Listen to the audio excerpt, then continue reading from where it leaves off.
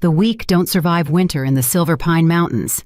That's what Helga McBride told her stepdaughter Rosemary Love every single day. But Rosemary would learn that weakness isn't measured by wolf rank or bloodline strength. Sometimes the ones called weak are the only ones strong enough to save those who once rejected them. Tonight, 7 wolves would freeze to death outside her cabin door. And the Omega they'd spent years tormenting would have to choose. Let them die, or prove she was never weak at all. Chapter 1. The Omega's Burden. The first thing anyone noticed about Rosemary Love was that she didn't belong. Not in the Silver Pine Pack, not in her stepmother's Grand Lodge with its cathedral ceilings and imported marble, certainly not in the family that shared her last name, but never her blood. Rosemary? You're tracking mud again. Helga McBride's voice carried from the kitchen, sharp as the winter wind howling outside. Must you always be so thoughtless? Rosemary looked down at her boots. They were clean. They were always clean because she checked 3 times before entering the house. But Helga saw dirt, whether it existed or not. I'm sorry, Mother. The word tasted like ash. Mother. Helga had married Rosemary's father 6 years ago, 2 years after Rosemary's real mother died during a rogue attack. Her father followed his mate to the grave within a year, leaving Rosemary alone with a woman who looked at her the way most people looked at spoiled meat. Don't call me that. Helga emerged from the kitchen, her blonde hair perfect despite the early hour, her silk robe spotless. Everything about Helga McBride was spotless, polished, powerful. She was a beta wolf from a prestigious family, and she never let anyone forget it. You may address me as Helga. I've earned my name. You've earned nothing. Behind Helga, her biological daughter, Tanya Moore, smirked over her coffee cup. Tanya had inherited her mother's looks and her father's alpha bloodline from her first marriage. Where Rosemary was small and plain with mousy brown hair, Tanya gleamed like a jewel. Golden-haired, tall, perfect. The pack's future Luna, destined to mate with Alpha Ricky Mason himself. She can't help being defective, Tanya said, examining her manicured nails. Omega blood is Omega blood. Even if Father was foolish enough to claim her as pack, she'll never be one of us. Rosemary's wolf whimpered inside her chest. Omega, the lowest rank, the weakest link. In a world where strength determined worth, she had none. Her wolf was small, her scent barely registerable, her presence so forgettable that pack members often walked past her without acknowledgement. But she had one thing they didn't, a heart that refused to go cold. I've prepared breakfast, Rosemary said quietly, gesturing to the dining room where she'd spent the last hour, setting out fresh bread, eggs, bacon, and the honey pastries Tanya loved. And I've stoked all the fires. The temperature is dropping fast. Of course it is. It's winter, you simpleton. Helga swept past her toward the dining room. Honestly, your father should have left you with the orphans at the Pack's charity house. At least there you might have learned to be useful. Rosemary's throat tightened, but she'd learned long ago that tears only made things worse. She followed them to the dining room, taking her seat at the far end of the table, the end closest to the drafty window where ice crystals had formed on the inside of the glass. The Silver Pine territory was brutal in winter. The mountains rose like frozen teeth against the sky, and the valleys between them became death traps when the storms hit. This year was shaping up to be the worst in decades. Already, 3 wolves had died from exposure, and it was only December. The Alpha has called a gathering tonight, Tanya announced, scrolling through her phone. Something about the storm system moving in. Mandatory attendance for all ranked wolves. Ranked wolves, Helga repeated, shooting a pointed look at Rosemary. You'll stay here, of course. Mind the fires and prepare a hot meal for when we return. Try not to burn down the lodge while we're gone. Yes, Helga. Rosemary pushed eggs around her plate. She wasn't hungry anyway. Tanya leaned back in her chair, studying Rosemary with those calculating blue eyes. You know, Rosemary, I almost feel sorry for you. Almost. If you weren't so pathetically grateful for every scrap of attention, maybe someone would respect you." "Tanya's right," Helga added, sipping her coffee. "Your weakness invites cruelty. In the wolf world, that makes you prey, not pack." The words landed like physical blows, but Rosemary kept her face neutral. She'd become an expert at disappearing inside herself, at building walls so high that their cruelty couldn't quite reach the soft parts of her that still hoped, still dreamed, still believed she was worth something. After breakfast, she cleared the table alone while Helga and Tanya prepared for the gathering. The lodge was massive. 8 bedrooms, 4 bathrooms, a commercial kitchen, and a great room with a stone fireplace large enough to roast a whole deer. It had been her father's pride and joy, built with his own hands before he met Helga. Now it felt like a beautiful prison. Rosemary spent the afternoon chopping wood, checking the generator, and ensuring the backup heating systems were functional. The temperature had dropped 15 degrees since morning, and the weather reports predicted a massive storm system moving in by nightfall.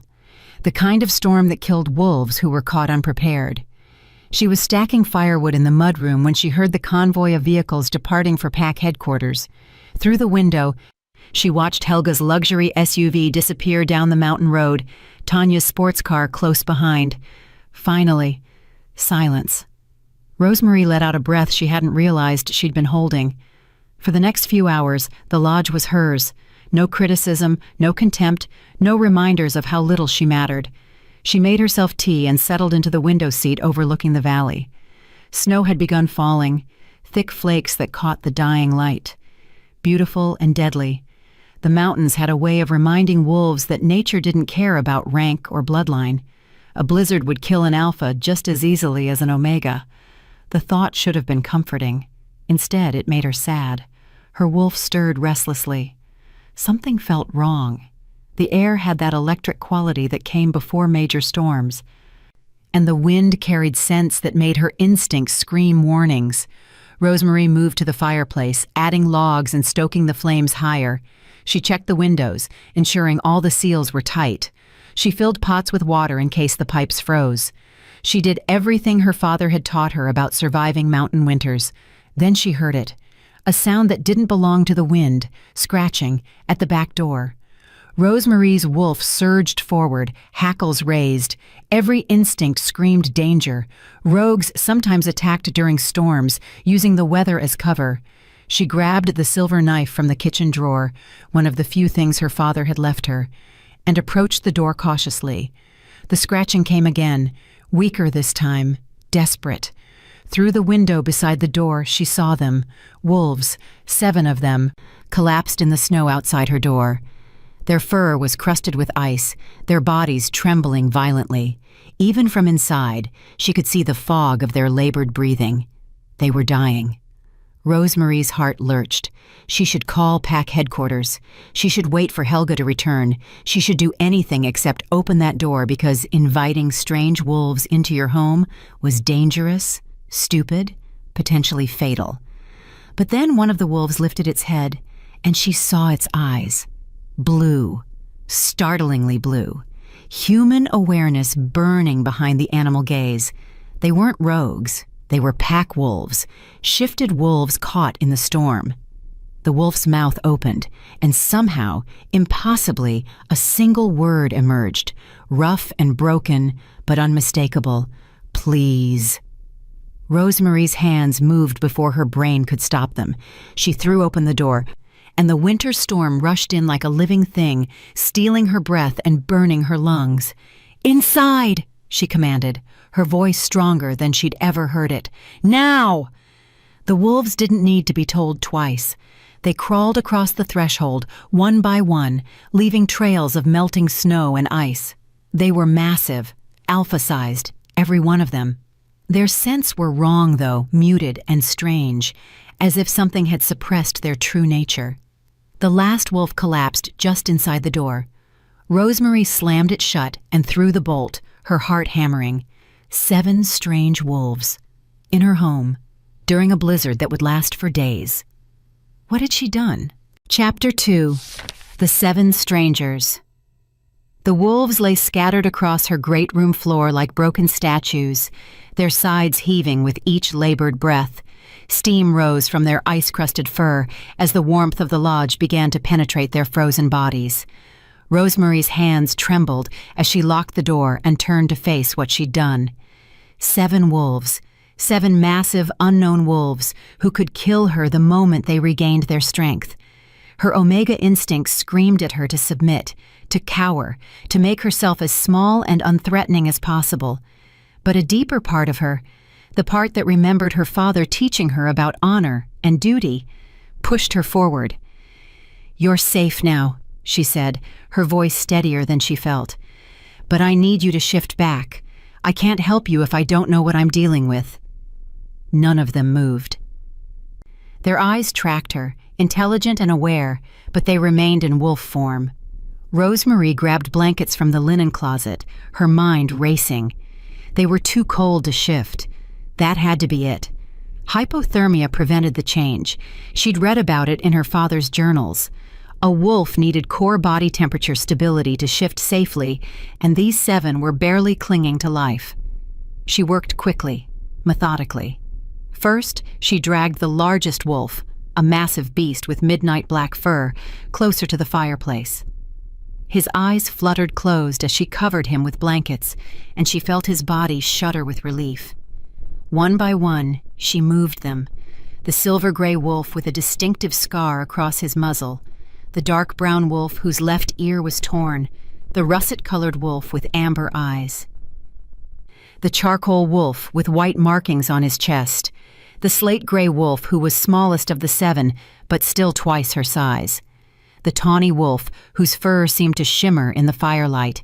Each one allowed her to move them without protest, too weak to resist even if they'd wanted to. Rosemary filled bowls with warm water and knelt beside the black wolf. "Drink," she urged, tilting his massive head. "Slowly." His tongue emerged, lapping weakly at the water. The others watched, and she moved between them, offering water to each in turn. Some drank greedily. Others could barely manage a few laps before their heads dropped back to the floor. "What were you doing out there?" she murmured, checking the russet wolf's paws. His pads were cracked and bleeding from the ice. The storm warnings went out hours ago. Every pack wolf should have been at headquarters or secured in their homes. The russet wolf's amber eyes met hers, and she saw something flicker there. Shame? Regret? She grabbed her father's old medical kit from the storage room and began treating the injuries she could see: frostbite on the ears and tails, cracked paw pads, patches of fur torn away by wind and ice. As she worked, she kept up a steady stream of one-sided conversation. "My father used to say that the mountains test everyone eventually," she said, applying salve to the silver-gray wolf's damaged paws. "He said that survival wasn't about being the strongest or the fastest. It was about being smart enough to know when to seek shelter and humble enough to accept help when it was offered." The silver-gray wolf made a sound, not quite a whimper, not quite a growl. Acknowledgement. An hour passed, then 2. The wind outside had become a shrieking monster that rattled the windows and hurled snow against the walls. The temperature inside the lodge was dropping despite the roaring fire, and Rosemary knew the backup generator would kick on soon. She was arranging more blankets around the charcoal wolf when she felt it, the strange ripple in the air that signaled a shift beginning. The black wolf convulsed, his body contorting as bones realigned and fur receded. Rosemary quickly looked away, giving him privacy, and tossed a blanket in his direction. "Thank you." The voice was deep, rough with cold and exhaustion. She turned slowly. The man sitting where the black wolf had been was stunning. Sharp features, dark hair, and those same piercing blue eyes. He clutched the blanket around his waist, his muscular chest still shaking with cold. "Who are you?" Rosemary asked, maintaining distance between them. "Why were you dying outside my door?" "My name is Lucas Morrison." He coughed, his breath still fog in the air. "And we weren't supposed to be here. We were supposed to be dead." The words hit her like a physical blow. "What?" Before Lucas could answer, another shift began. The silver-gray wolf transformed into a man with platinum blonde hair and a face full of old scars. Then the russet wolf became a broad-shouldered man with kind amber eyes. One by one, they shifted back, and Rosemary found herself surrounded by 7 naked, shivering men in her great room. She grabbed every blanket, towel, and spare piece of fabric she could find and threw them at the group. "Cover yourselves. Then someone better start explaining." The tawny wolf, now a lean man with sharp features and calculating eyes, spoke first. "We're Elite Guard, Alpha Ricky Mason's personal protection unit." Rosemary's blood ran cold. The Elite Guard, the 7 most dangerous wolves in the Silver Pine Pack, warriors trained from childhood to kill without hesitation, to follow orders without question, to protect the Alpha bloodline above all else. She'd invited 7 killers into her home. "The Alpha ordered us into the mountains tonight," Lucas continued, his voice gaining strength. "He said there was a rogue incursion at the eastern border, said it was urgent, couldn't wait for the storm to pass." "So you went," Rosemary said slowly, "and there was no incursion." "There was nothing," the scarred blonde man said bitterly. "Just empty mountains and a death trap of a storm. By the time we realized we'd been sent on a fool's errand, the weather had turned catastrophic. We tried to make it back, but you would have died," Rosemary finished. She moved to the kitchen, her mind racing. Why would Alpha Ricky Mason send his own elite guard to die in a blizzard? The 7 men exchanged dark looks. Finally, the smallest of them, the slate-gray wolf, now a wiry man with intelligent dark eyes, spoke. "Because we know something we shouldn't, and the Alpha wants us silenced before we can reveal it." Rosemary's hands froze on the kettle she'd been filling. "What do you know?" "That Alpha Ricky Mason isn't the true heir to the Silver Pine Pack," Lucas said quietly. "And that the woman he's planning to take as his Luna is complicit in covering up the real Alpha's existence." The world tilted. Rosemary gripped the counter for support. "Tanya? You're talking about Tanya Moore? You know her?" The amber-eyed man, whose name she didn't yet know, leaned forward, wincing at the movement. "She's my stepsister." The words came out hollow. "And Alpha Ricky Mason is her intended mate. The mating ceremony is scheduled for the spring solstice." The 7 men went silent. Outside, the wind howled like a creature in pain. "Your stepsister," Lucas repeated slowly, "which means Helga McBride is your stepmother." "Yes." Rosemary forced herself to move, to continue making tea, even though her hands shook. "My father mated with her 6 years ago. He died a year later. Helga got everything, his property, his status, his seat on the pack council. I got nothing. Except this lodge," the scarred blonde observed, looking around. "This was your father's, wasn't it? His personal sanctuary?" "It was supposed to be mine when I came of age." Rosemary poured boiling water over tea bags, the familiar ritual grounding her. "But Helga claimed it as part of the estate. She lets me live here because I'm useful. I maintain the property, prepare meals when she visits, stay out of sight during pack functions." "Because you're Omega," the wiry man said softly. It wasn't a question. "Because I'm nothing." The bitterness surprised her. She usually kept those feelings locked away. "In case you haven't noticed, I don't rate high enough to warrant death threats or assassination attempts. I'm the pack's invisible girl." Lucas stood, keeping the blanket wrapped around his waist. Despite his obvious weakness, he moved with the grace of a trained warrior. "Not anymore. You saved 7 lives tonight. The moment we walked through that door, you became part of whatever conspiracy wants us dead." Rosemary's laugh was sharp and humorless. "Nobody cares what an Omega does or doesn't do. I could harbor fugitives for years and no one would notice." "Someone will notice when we don't die," the amber-eyed man said grimly. "Someone will come looking, and when they find us here with you, they'll kill her too," the tawny-haired man finished, "to tie up loose ends." The teacup slipped from Rosemary's fingers and shattered on the floor. She stared at the 7 men.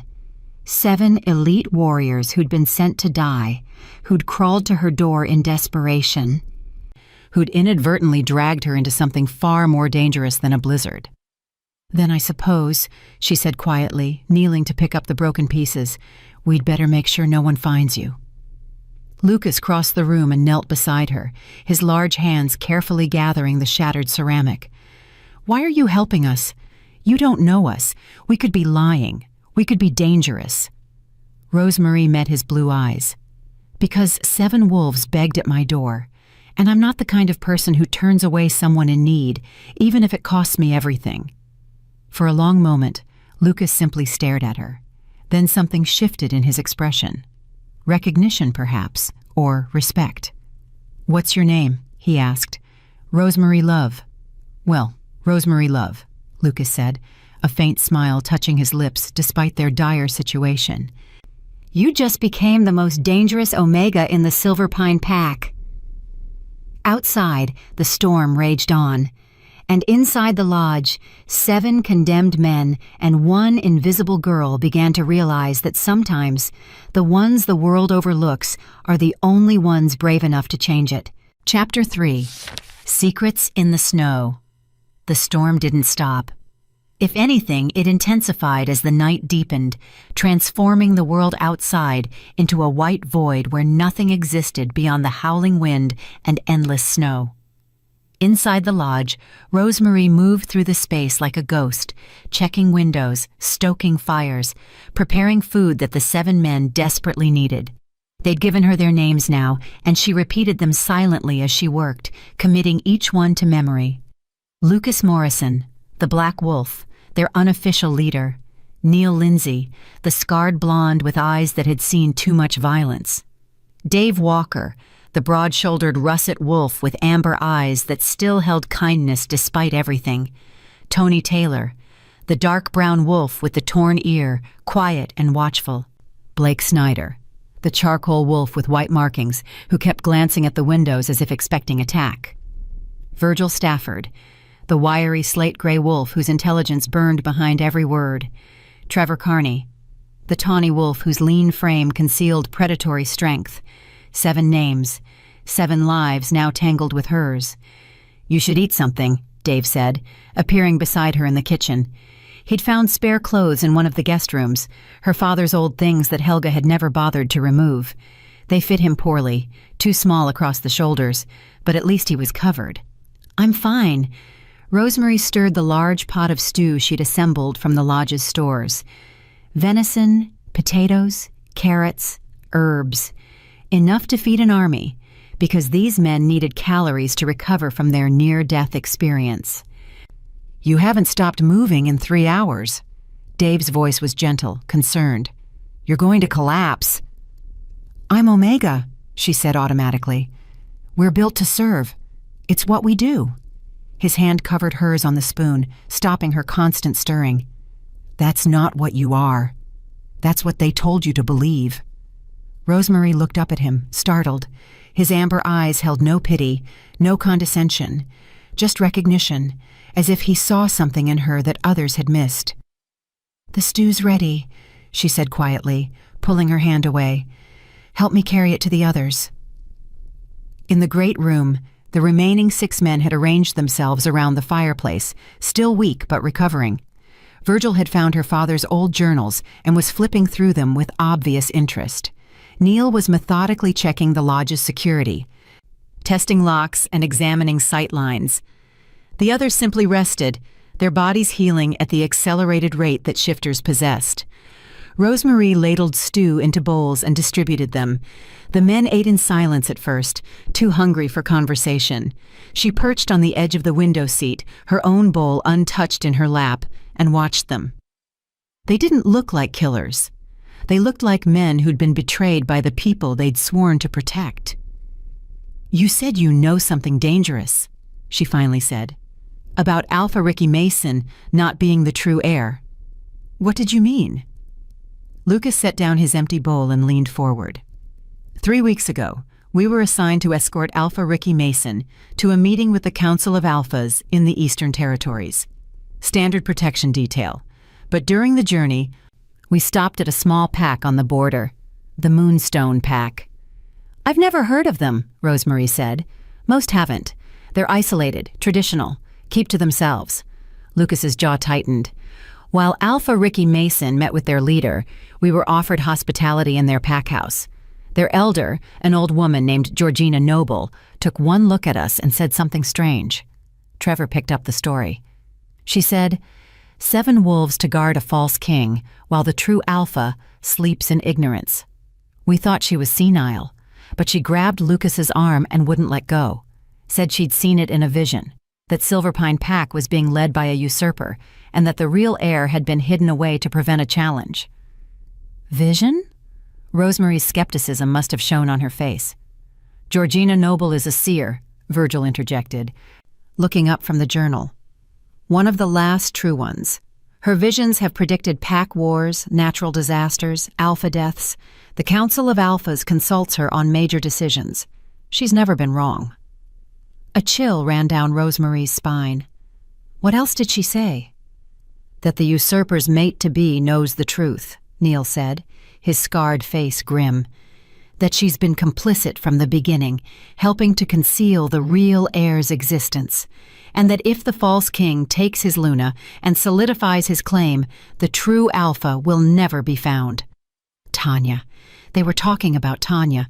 Rosemary's mind raced. Tanya had always been ambitious, always hungry for power and status. But this? Helping to hide the true Alpha of the Silverpine Pack? "You still haven't explained why Alpha Ricky Mason would send you to die," she said. "Because we made a mistake." Blake's voice was bitter. "We told him about the vision. We thought he deserved to know that rumors were circulating about his legitimacy. We thought he'd want to investigate, to prove the old woman wrong." "Instead, he smiled," Tony said quietly. "It was the first time he'd spoken since shifting back. He thanked us for our loyalty. He said he'd look into it personally, and then tonight, he sent us into a blizzard to die." The implications crashed over Rosemary like an avalanche. "He knows. Alpha Ricky Mason knows he's not the real heir." "More than that," Lucas said. "He's been actively suppressing the truth, which means somewhere out there the real Alpha of the Silverpine Pack exists, and Ricky Mason has either hidden them away or killed them," Rosemary whispered. The fire crackled in the silence that followed. Outside, the wind threw snow against the windows with renewed fury. "We started digging after that meeting," Virgil said, setting aside the journal.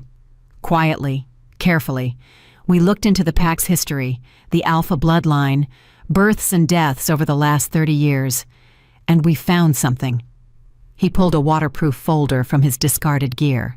They'd carried their packs even in wolf form, testament to their training. From it, he extracted several documents, slightly damp but readable. 28 years ago, Alpha Gregory Mason and his Luna Clara had twin sons, Virgil continued, Ricky and Reginald. According to pack records, Reginald died at birth, stillborn, a tragedy for the Alpha family. "But he didn't die," Rosemary said, the pieces clicking together. "We don't think so. We found hospital records that don't match the official story. 2 healthy Alpha-born males, both breathing, both viable." Virgil spread the documents on the floor. "Then, 18 years ago, the Alpha and Luna died in a rogue attack. Convenient timing.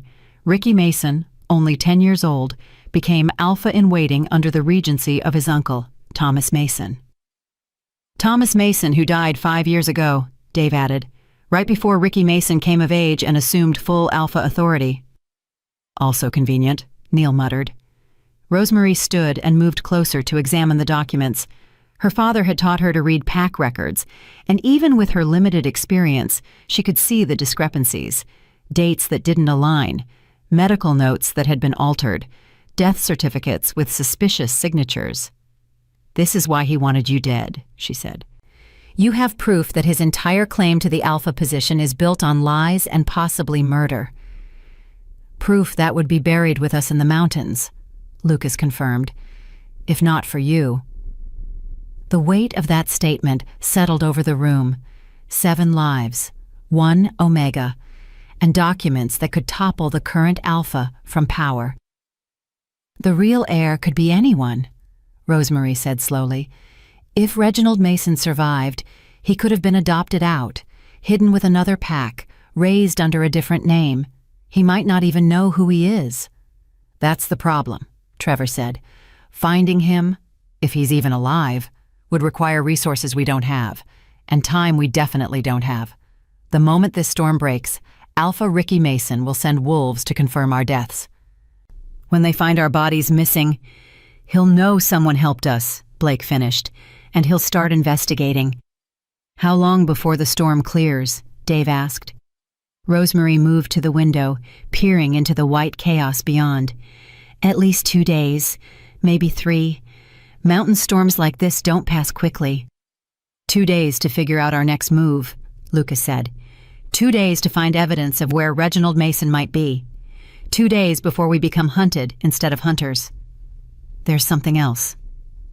Rosemary turned back to face them, her heart hammering. Helga and Tanya left for pack headquarters before the storm hit. If they're not snowed in there, they'll return here once it's safe. This lodge is their property, remember? They'll walk right through that door. The 7 men exchanged glances. Then we need to be gone before that happens, Neil said. Gone where? Rosemary asked. Every pack member will be looking for you. Every territory will be on alert once Alpha Ricky Mason spreads the word that his elite guard went rogue. She's right, Virgil said. We're too recognizable. 7 elite warriors traveling together? We'd be caught within days. Unless we split up, Tony suggested. 7 separate targets are easier to hunt than one group, Lucas countered. We stay together, or we don't survive. The debate continued, voices rising as exhaustion and fear took their toll. Rosemary watched them argue, these 7 powerful men who'd been reduced to fugitives by a leader they'd trusted. They were warriors, trained for combat and strategy, but not for this kind of warfare, not for politics and conspiracy and invisible enemies. Her father's words echoed in her mind.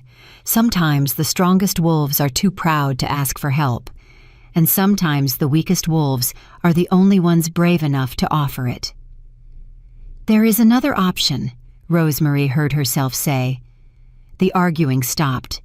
7 pairs of eyes turned to her. You stay here, she continued, her voice gaining strength, hidden, while I search for Reginald Mason. The reaction was immediate and unanimous. Absolutely not, Lucas said. Too dangerous, Dave added. You're Omega, Neil said flatly. No one would believe you have information worth hearing. That last comment stung, but Rosemary pushed past the pain. Exactly. I'm Omega. I'm invisible. I can move through the pack, ask questions, access records that you can't. No one pays attention to what I do or where I go. I'm beneath notice. Until you're not, Trevor said. Until someone realizes you're investigating the Alpha bloodline. Then you're dead. I'm already dead, Rosemary said quietly. I've been dying slowly in this pack for 6 years, watching Helga and Tanya strip away everything my father left me, everything I was supposed to be. At least this way, my death might mean something. Lucas stood and crossed to where she stood by the window. He was a full head taller, broader, stronger in every measurable way. But when he looked at her, she didn't see pity or dismissal in his blue eyes. You saved our lives tonight, he said. We won't repay that by letting you throw yours away. Then help me, Rosemary challenged. Teach me what to look for. Show me how to investigate without being caught. Give me something useful to do instead of just hiding 7 fugitives and hoping for the best. The storm howled outside, as if nature itself was waiting for their decision. Finally, Virgil spoke. She's right. We need someone on the inside, someone who can move freely, and an Omega investigating pack history wouldn't seem threatening, just strange. Strange I can work with, Rosemary said. This is insane, Blake muttered, but he didn't argue further. Lucas studied her for a long moment, then slowly he nodded. 2 days. We teach you everything we can about investigation and self-defense. You learn fast, you follow our instructions exactly, and you never take unnecessary risks. Deal?" Rosemarie extended her hand. "Deal." His grip was warm, strong, and for the first time in 6 years, Rosemarie felt like someone actually saw her, not as an Omega, not as Helga's unwanted stepdaughter, but as someone capable of making a difference. "Get some rest," Lucas said, releasing her hand. "Tomorrow, your real training begins." As Rosemarie climbed the stairs to her small bedroom, she heard the men beginning to plan, their voices low and urgent. She paused at her door and looked back down at them. 7 warriors who'd been sentenced to death, now fighting for their lives in her father's lodge. She'd saved them tonight, but the question remained, could she save them tomorrow? And more importantly, could she save herself? Chapter 4. Training the Untrained. Rosemarie woke to the smell of coffee and the sound of male voices arguing downstairs. For a moment, she forgot where she was. Forgot about the 7 fugitives sleeping in her great room. Forgot about the storm still raging outside. Forgot about the impossible task she'd agreed to undertake. Then reality crashed back, and she was out of bed and dressed in minutes. The great room had been transformed overnight. Her father's old tactical maps covered one wall, marked with locations and notes in neat handwriting. The 7 men had organized themselves into a makeshift war room, and they barely glanced up when she descended the stairs. "Coffee's fresh," Dave called from the kitchen. "And I made breakfast. Hope you like scrambled eggs." Rosemarie blinked. An elite warrior had made her breakfast. The absurdity of the situation almost made her laugh. "The storm's still going strong," Neil reported, standing by the window with binoculars. "Visibility is maybe 10 feet. Nothing's moving out there." "Good." Lucas turned to face her, and Rosemarie was struck by how different he looked in the morning light. Still dangerous, still powerful, but more human somehow. "We've been planning your curriculum." "My what?" "Training schedule," Virgil clarified. He'd claimed her father's old desk and spread documents across every surface. "You have approximately 48 hours to learn what we spent years mastering. It's impossible, but we're going to try anyway." Trevor stood from where he'd been doing push-ups by the fireplace. "First lesson, physical awareness. You're small, you're Omega, and you have no combat training. That makes you vulnerable. We're going to teach you how to move through space without being noticed, and how to escape if someone does notice." "I already know how to be invisible," Rosemarie said quietly. "No," Lucas's voice was firm. "You know how to make yourself small. That's different from tactical invisibility. Being small is about shame. Being invisible is about strategy." The distinction hit her harder than she expected. He was right. She'd spent years shrinking herself, apologizing for existing, trying to take up as little space as possible. That wasn't strength. That was survival born from trauma. "Show me," she said. For the next 3 hours, they drilled her relentlessly. Neil taught her how to walk without making sound, how to move through a room without drawing the eye. Blake showed her sight lines and blind spots, the places where someone watching would naturally overlook. Tony demonstrated breathing techniques to slow her heartbeat and mask her fear scent. "Wolves rely heavily on scent," Tony explained, his torn ear twitching as he spoke. "But Omega scent is already muted. Use that. If you control your breathing and your fear response, you can move through a crowd of wolves and barely register." "Why didn't anyone teach me this before?" Rosemarie asked, frustrated after her 10th failed attempt to cross the room without Neil detecting her. "Because no one thought an Omega was worth teaching," Neil said bluntly. "In most packs, Omegas are treated as servants or worse.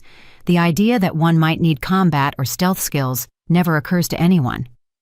"Except us," Dave added, appearing with sandwiches for everyone. "We've seen Omega wolves do incredible things when given the chance. You're not less than us, Rosemarie. You're just untrained." The afternoon brought different lessons. Virgil taught her how to read pack documents, how to spot alterations and forgeries, which records were public and which required authorization to access. "The pack archives are in the basement of headquarters," he explained, showing her diagrams of the building's layout. They're supposed to be accessible to all pack members, but in practice, only ranked wolves ever request access. If you go there, you need a plausible reason. What kind of reason? Research for a personal project. Genealogy, maybe. Say you're trying to trace your father's lineage. Virgil's dark eyes met hers. It's not even a lie.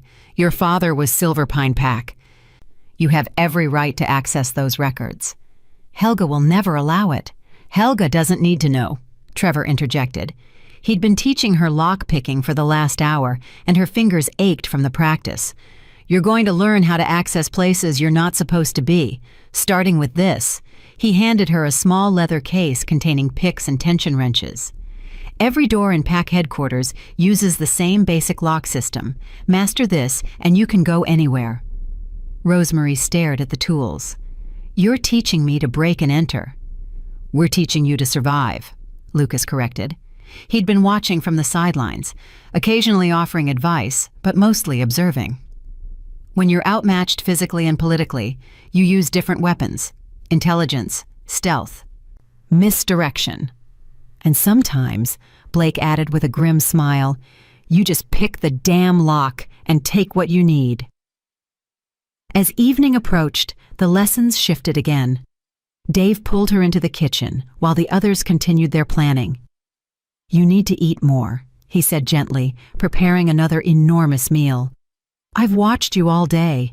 You barely touched breakfast, skipped lunch entirely. You can't function on coffee and adrenaline. I'm not hungry. That's the stress talking. He pushed a plate toward her, roasted chicken, vegetables, bread. Your body needs fuel, especially now. Rosemary picked at the food, her stomach in knots. Why are you all being so kind to me? I'm just the Omega who happened to answer the door. Dave set down his knife and turned to face her fully. You want the truth? We've served under Alpha Ricky Mason for 5 years. We've watched him abuse his power, manipulate pack members, crush anyone who questions his authority. And through it all, we told ourselves it was our duty to protect the Alpha, no matter what. He paused, his amber eyes haunted. Then we met you, an Omega who saved 7 lives without hesitation, knowing it would put you in danger. You didn't ask what we could offer you. You didn't demand payment or favors. You just helped, because it was the right thing to do. That doesn't make me special, Rosemary said quietly. That just makes me decent. In a world where decency is rare, especially from those in power, yes, it makes you special. Dave returned to his cooking. Eat. You're going to need your strength. That night, after another meal shared around the fireplace, Lucas called everyone together. Tomorrow is day 2, he said. Our last full day before the storm breaks and decisions have to be made. Rosemary, you've learned a lot today, but we need to talk about the hardest part. What's that? What happens when you get caught? His expression was grave. And you will get caught eventually. Maybe not tomorrow or next week, but if you keep investigating Alpha Ricky Mason, he'll notice. And when he does, you need to know how to handle it. Trevor stood and began pacing. Rule 1. Never admit anything.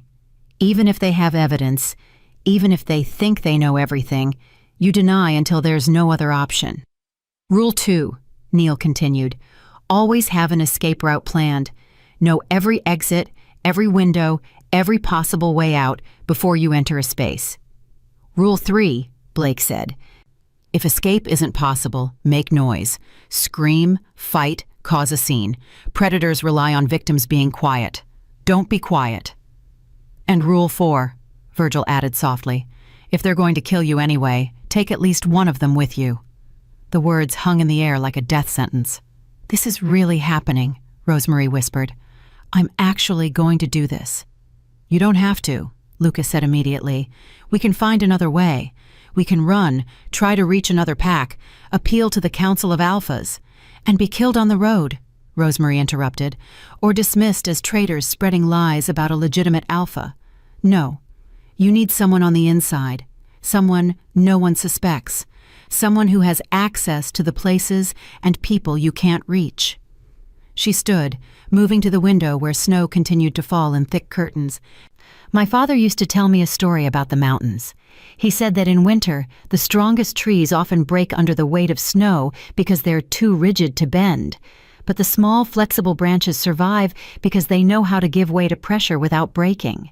She turned back to face them. You're the strong trees, powerful, trained, dangerous. But right now, you need a flexible branch, someone who can bend without breaking, who can survive in spaces you can't. Tony, who'd been silent for most of the evening, finally spoke. Your father sounds like he was a wise man. He was. Rosemary's throat tightened.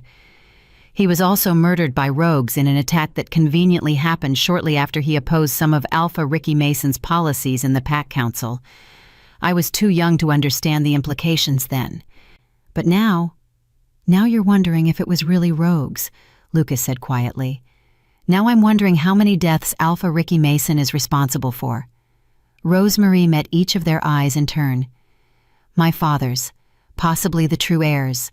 Yours if I don't do this. How many more before someone stops him? The fire crackled in the silence that followed. Outside, the wind had shifted direction, hurling snow against a different set of windows. Finally, Dave spoke. Then we make sure you're as prepared as possible. Tomorrow we drill everything again. Stealth, lockpicking, document analysis, escape routes. We run scenarios until you can handle them in your sleep. And we give you this. Virgil produced a small device that looked like a modified cell phone. Emergency communicator. Encrypted, untraceable. If you're in trouble, you hit this button and we come running. Even if it means exposing yourselves? Rosemary asked. Especially then, Lucas said firmly. You don't die for us. That's non-negotiable. Rosemary took the device, its weight both comforting and terrifying. What if I fail? What if I can't find anything useful, or I get caught before I learn anything important? Then we regroup and try something else, Neil said. This isn't a suicide mission, it's intelligence gathering. You go in, you look around, you get out. Nothing heroic, nothing stupid. Just one Omega asking questions about her family history, Trevor added. Perfectly innocent. Until it's not, Blake muttered. Lucas shot him a warning look before turning back to Rosemary. Get some rest. Tomorrow's going to be intense. As the others settled in for the night, Rosemary climbed the stairs to her room once more. She stood at her window, watching the storm that had brought 7 strangers to her door and irrevocably changed her life. 24 hours ago, she'd been invisible, forgotten, a ghost haunting her own existence. Now she was the only hope for 7 condemned men and possibly the key to uncovering a conspiracy that reached the highest levels of pack leadership.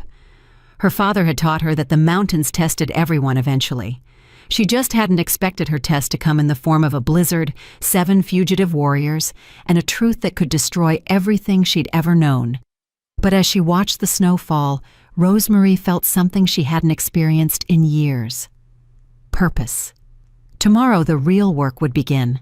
Tomorrow she would transform from victim to warrior, from invisible to invaluable. Tomorrow the Omega would start fighting back, and heaven help anyone who stood in her way. Chapter 5. The Storm Breaks. The second day of training began before dawn. Rosemary woke to find Lucas waiting outside her bedroom door, his expression serious. No warning this time, he said. You have 60 seconds to dress, arm yourself with whatever you can find, and meet me downstairs without making a sound, starting now. Her heart lurched, but she didn't argue. The moment he disappeared down the hallway, she moved. Jeans, thermal shirt, boots. The silver knife her father had given her went into her boot. The emergency communicator went into her pocket. She grabbed a hair tie and secured her mousy brown hair as she descended the stairs, counting the seconds in her head. 58, 59, 60. She stepped into the great room to find all 7 men waiting, arranged in a semicircle like judges. 53 seconds, Lucas said. Not bad, but if someone breaks into your room intent on killing you, those 7 seconds could be fatal. Again. This time, 45 seconds. They ran the drill 12 times. By the end, Rosemarie could dress, arm herself, and reach the great room in 38 seconds without making a sound loud enough for Neil's enhanced hearing to detect. "Better," Neil acknowledged. "But you favored your right side when you moved. Anyone watching would notice. Compensate." Breakfast was a working meal. They ate while Virgil quizzed her on pack hierarchy, building layouts, and document classification systems. When she hesitated on an answer, he made her run it again until she could recite the information without thinking. "Knowledge has to be automatic," he explained. "If you're in pack headquarters and someone asks you a question, you can't pause to remember. Hesitation looks like guilt." "What if I genuinely don't know something?" Rosemarie asked. Then you smile, act embarrassed, and say you've been so focused on your personal research that you forgot basic information. Play to their expectations. Omegas are supposed to be scattered, emotional, forgetful. Use their prejudices against them. The words should have stung, but Rosemarie was beginning to understand. Her Omega status wasn't a weakness to overcome. It was camouflage to exploit. Mid-morning brought combat drills. Trevor and Blake taught her pressure points, vulnerable areas, and dirty fighting techniques. "You're never going to win a fair fight against a ranked wolf," Trevor said bluntly. "So don't fight fair. Eyes, throat, groin. Make them hurt and run." "What if running isn't an option?" Blake handed her a small canister. "Pepper spray, modified for shifter physiology. It'll drop even an alpha for about 90 seconds. Use it and get distance." 90 seconds isn't much time. "It's enough to reach a public space where witnesses can see you," Blake countered. "Predators don't like audiences." They practiced scenarios.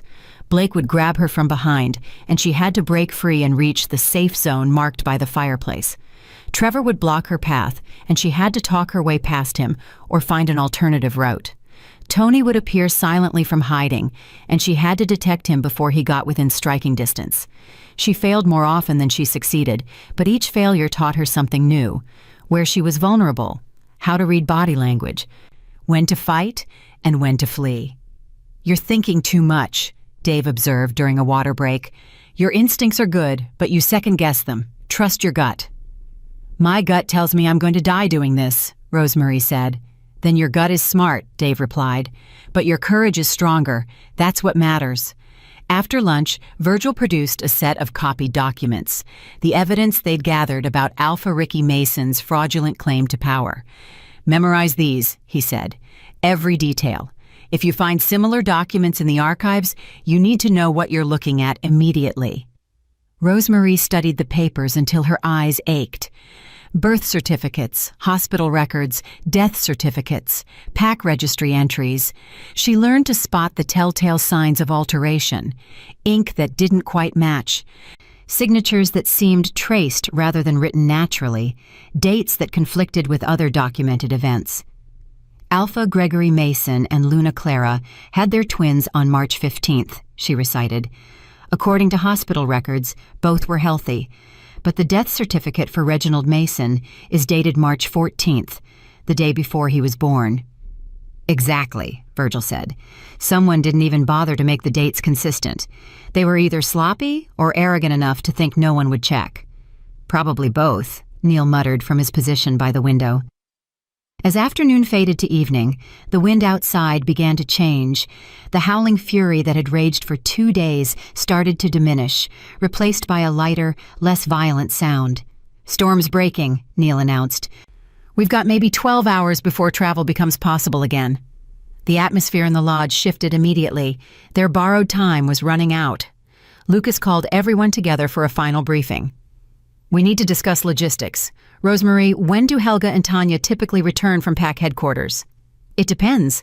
If they stayed there for social reasons, they might linger another day or two. But if they were just there for the gathering," Rosemarie calculated quickly, "they could arrive as soon as tomorrow afternoon, which gives us tonight to finalize our plan and hide any evidence of our presence," Trevor said. "Where will you go?" Rosemarie asked. "You can't stay here once they return, but you also can't leave the territory without being spotted." The 7 men exchanged glances. Finally, Lucas spoke. "There's a system of caves about 3 miles north of here. old mining tunnels from when the territory was first settled. They're marked as condemned on official maps, but they're actually stable if you know which passages to use. We've used them before for training exercises, Dave added. They're cold and miserable, but they'll keep us hidden. 3 miles in this weather, in your condition? Rosemary shook her head. You're not fully recovered from the hypothermia. The journey could kill you. Staying here will definitely kill us, Blake pointed out. Not if we're smart about it. Rosemary moved to the window, her mind racing. This lodge has a basement. It was built into the mountain itself, with storage rooms my father used for emergency supplies. Helga never goes down there. She considers it beneath her. You could hide there, and I could bring you food and supplies. Too risky, Neil said immediately. If they find you in the caves, you're trapped underground with no escape route, Rosemary countered. At least here, you have options. Multiple exits, supplies, and me running interference. She's right, Virgil said slowly. The caves are a death trap if we're discovered. Here, we at least have tactical advantages. Lucas studied Rosemary with those intense blue eyes. You're asking us to trust you with our lives. Completely. Yes. And if Helga or Tanya suspect something? If they question your behavior or search the lodge? Then I lie, Rosemary said simply. I've been lying to survive for 6 years. I can do it a little longer. Tony spoke up, his quiet voice cutting through the debate. The question isn't whether we trust Rosemary. We already do, or we wouldn't be here. The question is whether we're willing to put her in more danger by staying. I'm already in danger, Rosemary said. The moment I opened that door, I chose a side. You staying or leaving doesn't change that, but it might change whether you survive long enough to expose the truth. The fire crackled. Outside, the wind had dropped to a whisper. We stay, Lucas decided. But we follow Rosemary's lead. This is her territory, her home. We're guests, and guests follow house rules. Relief and terror warred in Rosemary's chest. They were staying, 7 fugitives in her basement, depending on her to keep them alive and hidden. Then we need to move you tonight, she said, forcing her voice to remain steady, before daylight makes it too risky. I'll show you the basement access and help you bring down supplies. They worked through the evening, transforming the lodge's basement from a dusty storage area into a livable hideout. Rosemary's father had stored camping equipment, emergency rations, and medical supplies down there. She'd always thought it was excessive preparation. Now she was grateful for his paranoia. Your father was a prepper, Virgil observed, examining the neatly organized supplies. He called it respecting the mountains, Rosemary said. He said that nature doesn't care about your rank or your power. A blizzard will kill an alpha just as easily as an omega, so smart wolves prepare for the worst. Smart wolves survive, Dave agreed. They set up sleeping areas, arranged supplies, and established a communication system. Rosemary would knock 3 times on the basement door when it was safe to move around. Any other pattern meant danger. As they finished, Lucas pulled Rosemary aside. Tomorrow, you start your investigation, but I need you to promise me something. What? At the first sign of real danger, not discomfort, not inconvenience, but actual life-threatening danger, you run. You forget about us, you grab what you can, and you run. I won't abandon you. You won't die for us either, Lucas said firmly. His hands gripped her shoulders, warm and solid. We're trained warriors who chose this fight. You're a civilian who got caught in the crossfire. Those are very different things. I stopped being a civilian when I pulled you through that door, Rosemary said. I'm part of this now, whether you like it or not. Stubborn Omega, Lucas muttered, but there was a hint of admiration in his voice. Arrogant Alpha, she shot back, then froze. You're not actually Alpha, are you? I mean, your rank... Beta, Lucas said. High Beta, but not Alpha. Why? Just something about the way you all defer to you, the way you make decisions. Rosemary studied him. You lead like an Alpha. Leadership isn't about rank, Lucas said quietly. It's about who's willing to make the hard calls when it matters. Remember that, Rosemary. In the coming days, you're going to have to make impossible choices. Trust yourself to make them." As midnight approached, the 7 men descended into the basement. Rosemary stood at the top of the stairs, looking down at them. "Stay safe," she said. "Stay smart," Lucas replied. "And remember, 3 knocks means all clear. Anything else means run." She closed the door and slid the bolt into place. From the outside, it looked like nothing more than a storage area entrance. From the inside, it was a hiding place for 7 wolves who'd trusted an Omega with their lives. Rosemary moved through the lodge, erasing evidence of their presence. She washed dishes, folded blankets, returned her father's journals to their shelves. By the time she finished, it looked exactly as it had before 7 frozen wolves had collapsed on her doorstep. She climbed to her room and stood at the window, watching the storm's final gasps. Dawn was coming, and with it, a return to the world that had spent 6 years teaching her she was worthless. But she wasn't worthless. 7 warriors had trusted her. 7 lives depended on her ability to be brave, clever, and invisible all at once. Tomorrow she would return to Pack headquarters. Tomorrow she would smile at Helga's cruelty and ignore Tanya's contempt. Tomorrow she would walk into the archives and begin searching for a truth that powerful wolves had killed to hide.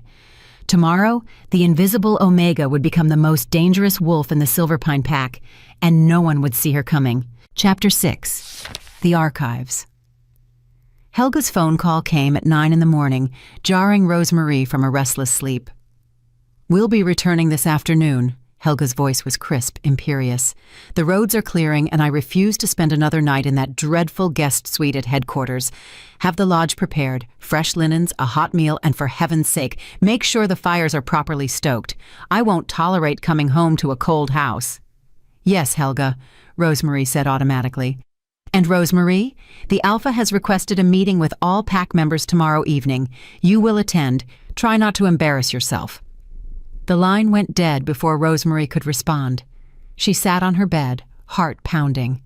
A mandatory Pack meeting, which meant she had less than 36 hours to access the archives, find useful information, and return before she was expected at headquarters alongside every other Pack member. 3 quiet knocks on the basement door. The all-clear signal. Lucas emerged first, his hair disheveled from sleep. "We heard. You're on a tighter timeline now." "Which means I need to go today," Rosemary said. "This morning, before Helga and Tanya return." "Absolutely not," Neil said, appearing behind Lucas. "You haven't had enough preparation. 1 day of training isn't sufficient for—" "1 day is all we have," Rosemary interrupted. She was already moving, pulling on clothes suitable for Pack headquarters. "The archives will be quieter this morning. Most wolves will still be recovering from the storm, dealing with property damage, checking on family. It's the perfect time." Dave appeared with a travel mug of coffee and a breakfast sandwich. "At least eat something first." Rosemary took both gratefully. "I'll drive to headquarters, say I'm there to help with storm cleanup if anyone asks. Then I'll slip into the archives during the afternoon shift change, when security is lightest." "You've memorized the layout?" Virgil asked. "Every floor, every corridor, every exit." She recited them quickly, proving her retention. "Lock-picking tools?" Trevor added. She patted her pocket where the small leather case rested. "Emergency communicator?" Blake prompted. She held up the device. "And if you're caught?" Tony asked quietly. "I'm just an Omega researching my family history," Rosemary said, her voice steady despite the fear churning in her stomach. "Perfectly innocent." Lucas handed her a folded piece of paper. "Names to look for. Start with these. If you find anything, birth records, death certificates, adoption papers, medical files, photograph them with your phone. Don't take originals. We need the Pack to believe those documents are still secure." Rosemary unfolded the paper and scanned the list. Reginald Mason, Gregory Mason, Clara Mason, Thomas Mason, Georgina Noble, Harold Love, her father. That last name made her breath catch. "Why my father?" "Because he opposed Alpha Ricky Mason's policies and died conveniently soon after," Lucas said gently. "If Ricky Mason is willing to kill to maintain his position, Your father might not have been killed by rogues. The world tilted. She'd suspected, but seeing it written out made it real. Find the truth, Lucas said. Whatever it is. We need to know what we're really fighting. 20 minutes later, Rosemarie was driving down the mountain road in her old sedan, her hands gripping the wheel tightly. The storm had left the world transformed, everything buried under feet of pristine snow, the trees bent under white weight, the sky a brilliant blue that hurt to look at. Beautiful and treacherous, just like everything else in her life. Pack headquarters loomed at the base of the mountain, a massive complex of buildings that served as the administrative and social center of Silver Pine Territory. The main building was modern glass and stone, all clean lines and expensive architecture. The archives were in the oldest section, a stone structure that had been part of the original settlement. She parked in the visitor lot and sat for a moment, breathing deeply, controlling her fear scent. You're just an Omega, no threat. Beneath notice. The mantra steadied her. The main entrance was busy with wolves coming and going, dealing with post-storm logistics. Rosemarie slipped through, keeping her head down, her body language submissive. No one stopped her. No one even looked at her. Invisible, just like always. The archives entrance was on the second floor, down a corridor most wolves never used. As Virgil had predicted, the door was locked, but used a standard pin tumbler system. Rosemarie glanced both ways, then pulled out the lockpicking tools. Her hands shook. The picks felt clumsy and wrong. Breathe. Count the pins. Feel for the binding pin. Gentle pressure. Trevor's instructions echoed in her mind. She forced her hands steady and tried again. The lock clicked open. Rosemarie's heart soared even as terror flooded through her. She'd done it. She was actually doing this. The archives room was exactly as Virgil had described. Rows of filing cabinets, a few old computers for the digitized records, and dust thick enough to choke on. Clearly, not many wolves came here. She moved quickly to the section marked Alpha Family, Historical Records, and began searching. Gregory Mason, born 1965, mated to Clara Whitestone, 1987. Pack merger documents, territory agreements, council appointments, everything documenting the life of a legitimate alpha. Then she found it. A birth certificate dated March 15th, 28 years ago. Twins, Ricky and Reginald Mason, both listed as healthy, normal weight, breathing independently. She photographed it with trembling hands. Next, she found Reginald's death certificate, dated March 14th, the day before the birth certificate. Cause of death listed as stillborn. But the signature at the bottom was smudged, barely legible, and the ink was a different shade than the rest of the document. More photographs. She dug deeper. Hospital records from the human facility where the twins were born. Silver Pine Pack used human hospitals for complicated births, a safety measure in case medical intervention was needed. The records showed 2 healthy male infants, both released into parental custody. But there was a notation at the bottom of one page, almost hidden in the margin. Infant B, transferred to alternative care per parental request. Document sealed by court order. Infant B, the second born. Reginald. He hadn't died. He'd been given away. Rosemarie's hands shook as she photographed the page. Why would alpha parents give away one of their twin sons, especially alpha-born twins, which were rare and precious? She kept searching, losing track of time as she pulled file after file. She found her father's death report, killed by rogues during a territorial dispute. But there were inconsistencies. The location didn't match known rogue territories. The timing coincided exactly with the Pack Council vote where her father had opposed Alpha Ricky Mason's proposal to consolidate power by eliminating the council's veto authority. More photographs, evidence mounting. She was so focused on the documents that she didn't hear the footsteps until it was too late. Well, what do we have here? Rosemarie spun, her heart stopping. Tanya stood in the doorway, her perfect hair and makeup immaculate despite the early hour. Behind her, 2 beta wolves from Alpha Ricky Mason's inner circle watched with cold eyes. Tanya! Rosemary fought to keep her voice steady. I didn't know you were back. Clearly. Tanya's gaze swept the archives room, taking in the open filing cabinets, the documents spread across the table, Rosemary's phone in her hand. What are you doing here, little sister? The endearment dripped with poison. Research, Rosemary said, falling back on her prepared excuse. Family history. I wanted to learn more about Father's lineage. In the Alpha family records section? Tanya moved closer, her heels clicking on the stone floor. That's interesting. Father was beta-born, wasn't he? His records would be in an entirely different section. Rosemary's mind raced. Think, adapt, survive. I got confused, she said, letting embarrassment color her voice. Playing to their expectations, scattered, emotional, forgetful Omega. The filing system is complicated, and You're lying. Tanya's voice went cold. You're standing in front of the Mason family records with your phone out, photographing documents. That's not confusion. That's espionage. The two beta wolves moved to block the door. Rosemary's hand drifted toward her pocket, toward the emergency communicator. Don't! Tanya caught the movement. Whatever you're reaching for, leave it alone. Blake, take her phone. One of the betas moved forward. Rosemary backed up, her Omega instincts screaming at her to submit, but Lucas's training overrode them. Eyes, throat, groin. Make them hurt and run. Stay back, she warned. Blake laughed. Or what?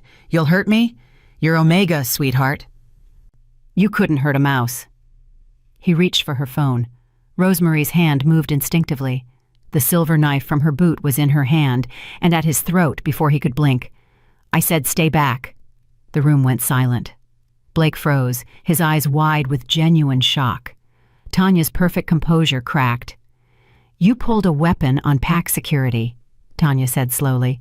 That's an executable offense. He tried to take my property without cause, Rosemary countered, her voice stronger than she'd ever heard it. I have every right to defend myself. In the archives, photographing classified documents. The new voice came from the doorway, and Rosemary's blood turned to ice. Alpha Ricky Mason stepped into the room, his presence filling the space like a physical force. He was tall, golden-haired, every inch the powerful leader, and his eyes, as they fixed on Rosemary, held nothing but calculation. Well, he said softly, this is unexpected. The invisible Omega, suddenly very visible indeed. Rosemary kept the knife steady at Blake's throat, even as her mind screamed that she was dead. Lucas had been right. She'd been caught, and now she was going to pay the price. But if she was going to die, she'd make it mean something. These documents, she said, gesturing to the spread files.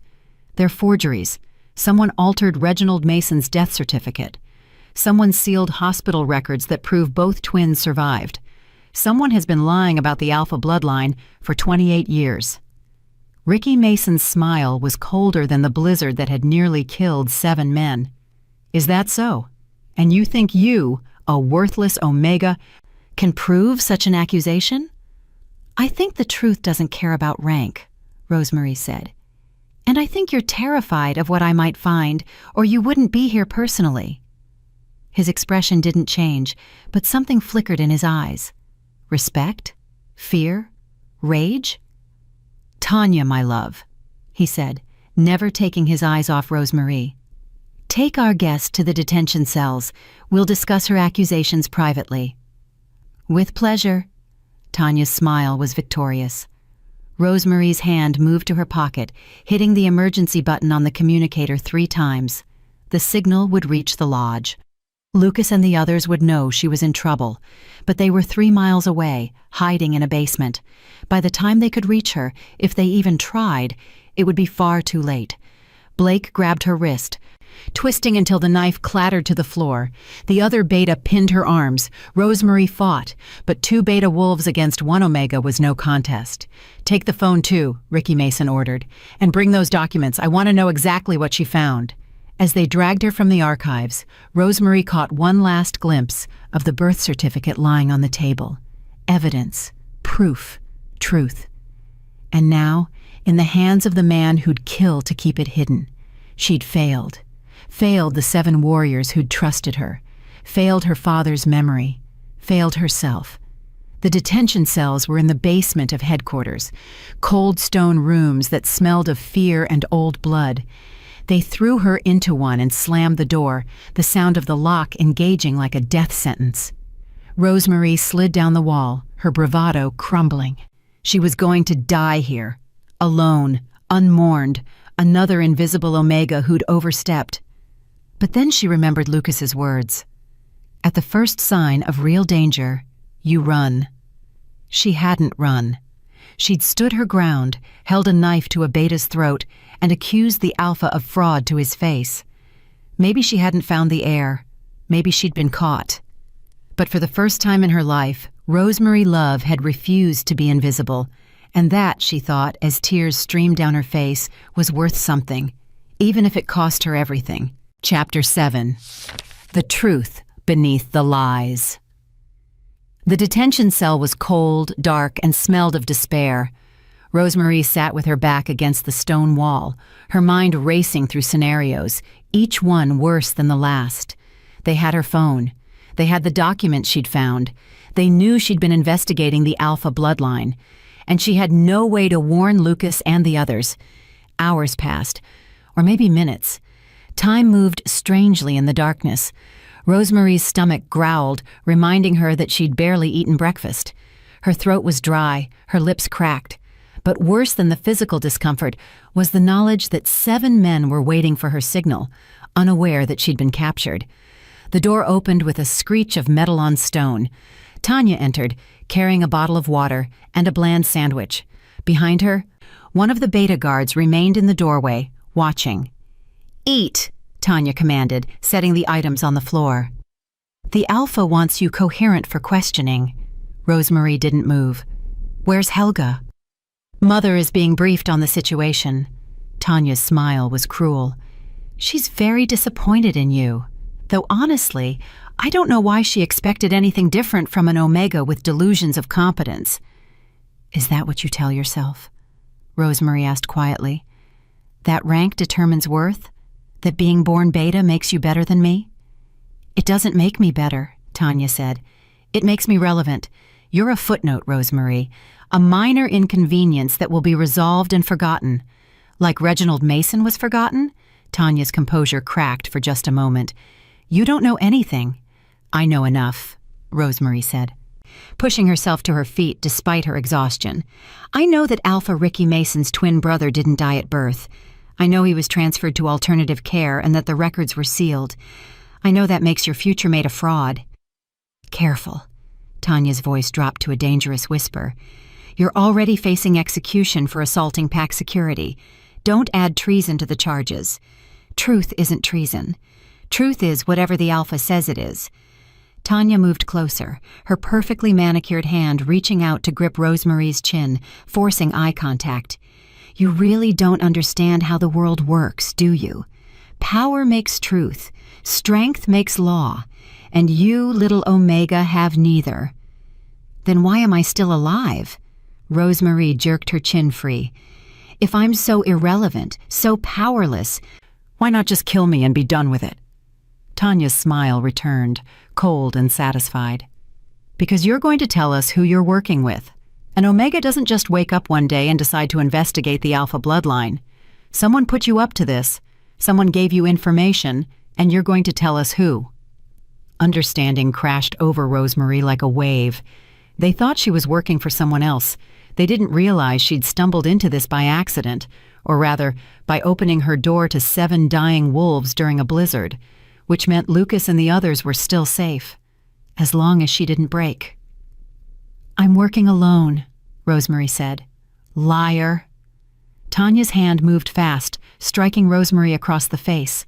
The Omega's head snapped to the side, pain exploding across her cheek. "Who sent you? Which rival pack?" "Which council member?" "No one," Rosemarie insisted, tasting blood where her teeth had cut her lip. "I wanted to know about my father's death, that's all." Another slap, harder this time. Rosemarie's vision blurred. "Your father was a traitor who opposed the Alpha's authority," Tanya hissed. "He got what traitors deserve, and so will you once you stop being stubborn and tell us the truth." Through the pain, Rosemary felt something crystallize inside her. Confirmation. Her father hadn't died in a random rogue attack. He'd been murdered for standing against Ricky Mason's consolidation of power. "My father," she said slowly, straightening despite the agony in her jaw, "was more of an alpha than Ricky Mason will ever be. That's why you had to kill him." Tanya's eyes went wide. "I never said—" "You just did." Rosemary smiled through the blood on her lips. "You confirmed he was killed for opposing the alpha. Thank you." The beta guard stepped forward, but Tanya waved him back. "You think you're clever," she said softly. "You think that little revelation matters. But who will you tell? You're locked in a cell. No one knows you're here. No one's coming to save you." Rosemary said nothing, because Tanya was wrong. 7 someones knew she was in trouble, and whether they would or could come for her remained to be seen. Tanya left, taking the food and water with her. The door slammed shut, plunging Rosemary back into darkness. She explored the cell by touch, mapping its dimensions. 10 feet by 10 feet, stone walls, stone floor, no windows. The door was solid metal with a small slot at the bottom for food delivery, no obvious weaknesses. But there was a ventilation grate near the ceiling, too small for a person to fit through, but large enough for sound to carry. Rosemary dragged the cell's single bench beneath the grate and climbed up. She could hear muffled voices from somewhere above. The detention cells were directly beneath the main administrative offices. She listened, straining to catch fragments of conversation. "Can't simply execute her without cause." An older male voice, authoritative. "She assaulted Beta Blake. She was caught red-handed in the archives. What more cause do you need?" Ricky Mason's voice, smooth and confident. "The optics are bad. She's an Omega with no history of violence or disloyalty. The pack will question. The pack will accept what I tell them." Ricky Mason's tone hardened. "Or they can join her in the cells." A pause. Then the older voice again. "What about the documents she found?" "Return to their proper files. The birth certificate was corrected. There's no evidence of any twin, no record of Reginald Mason beyond the official death certificate. As far as pack history is concerned, he never existed." Rosemary's heart sank. They'd destroyed the evidence, or altered it beyond recognition. "And the girl?" Another voice, female, Helga. "Confess to being a spy for a rival pack, she'll be executed as a traitor. Refuse to confess, she'll be executed for assault and attempted theft of classified documents.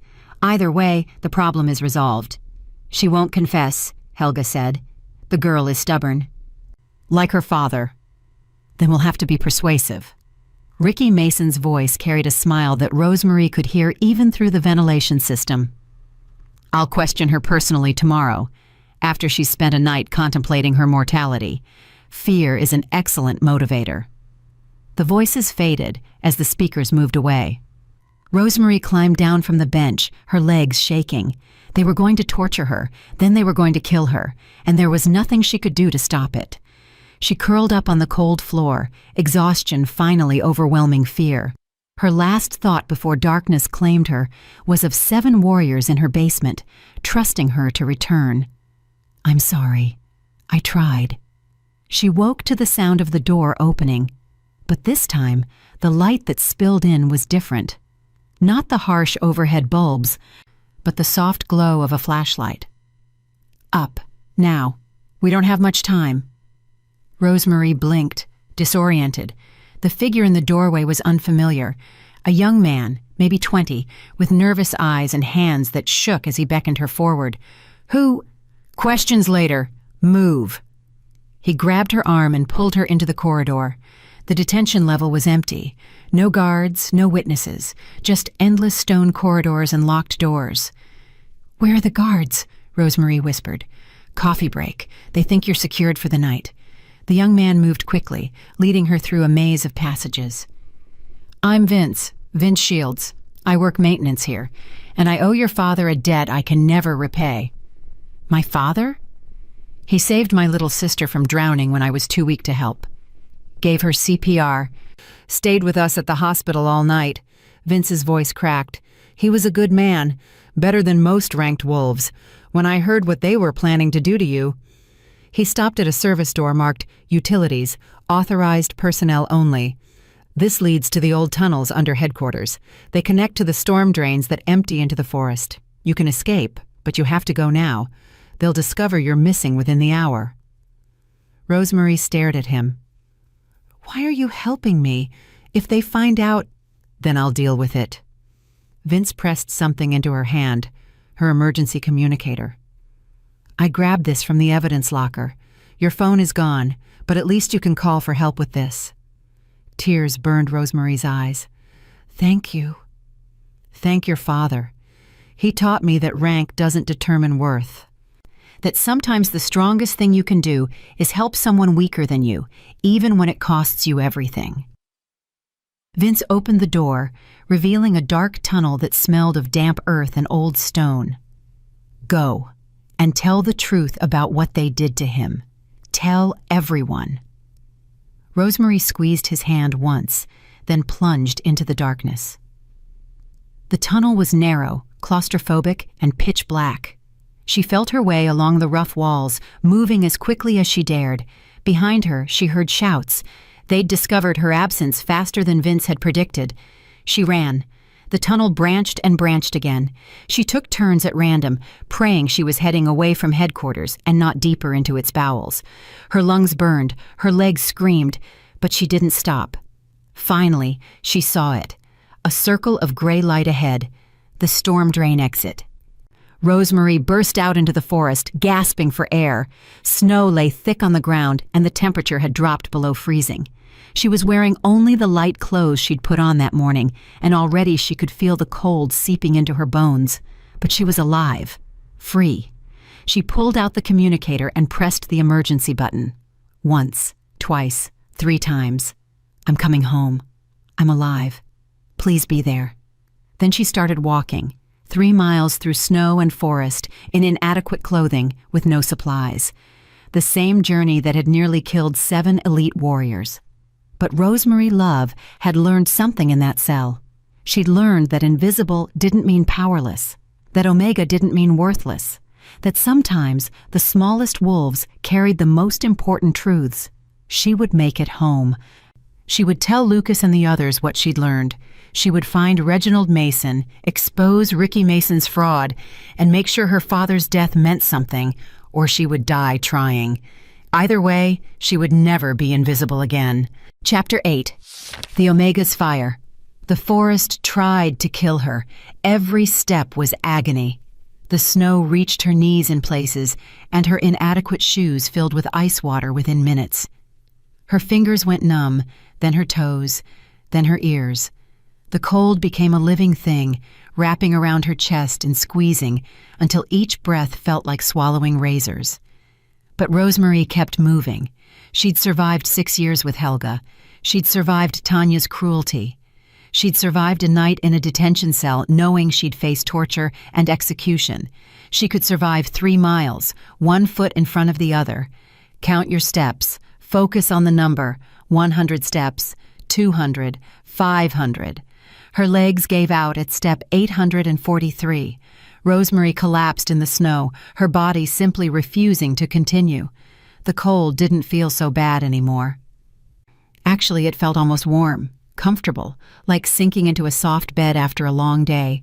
She knew what that meant. Hypothermia, the same thing that had nearly killed Lucas and the others. "Get up!" her wolf snarled inside her mind.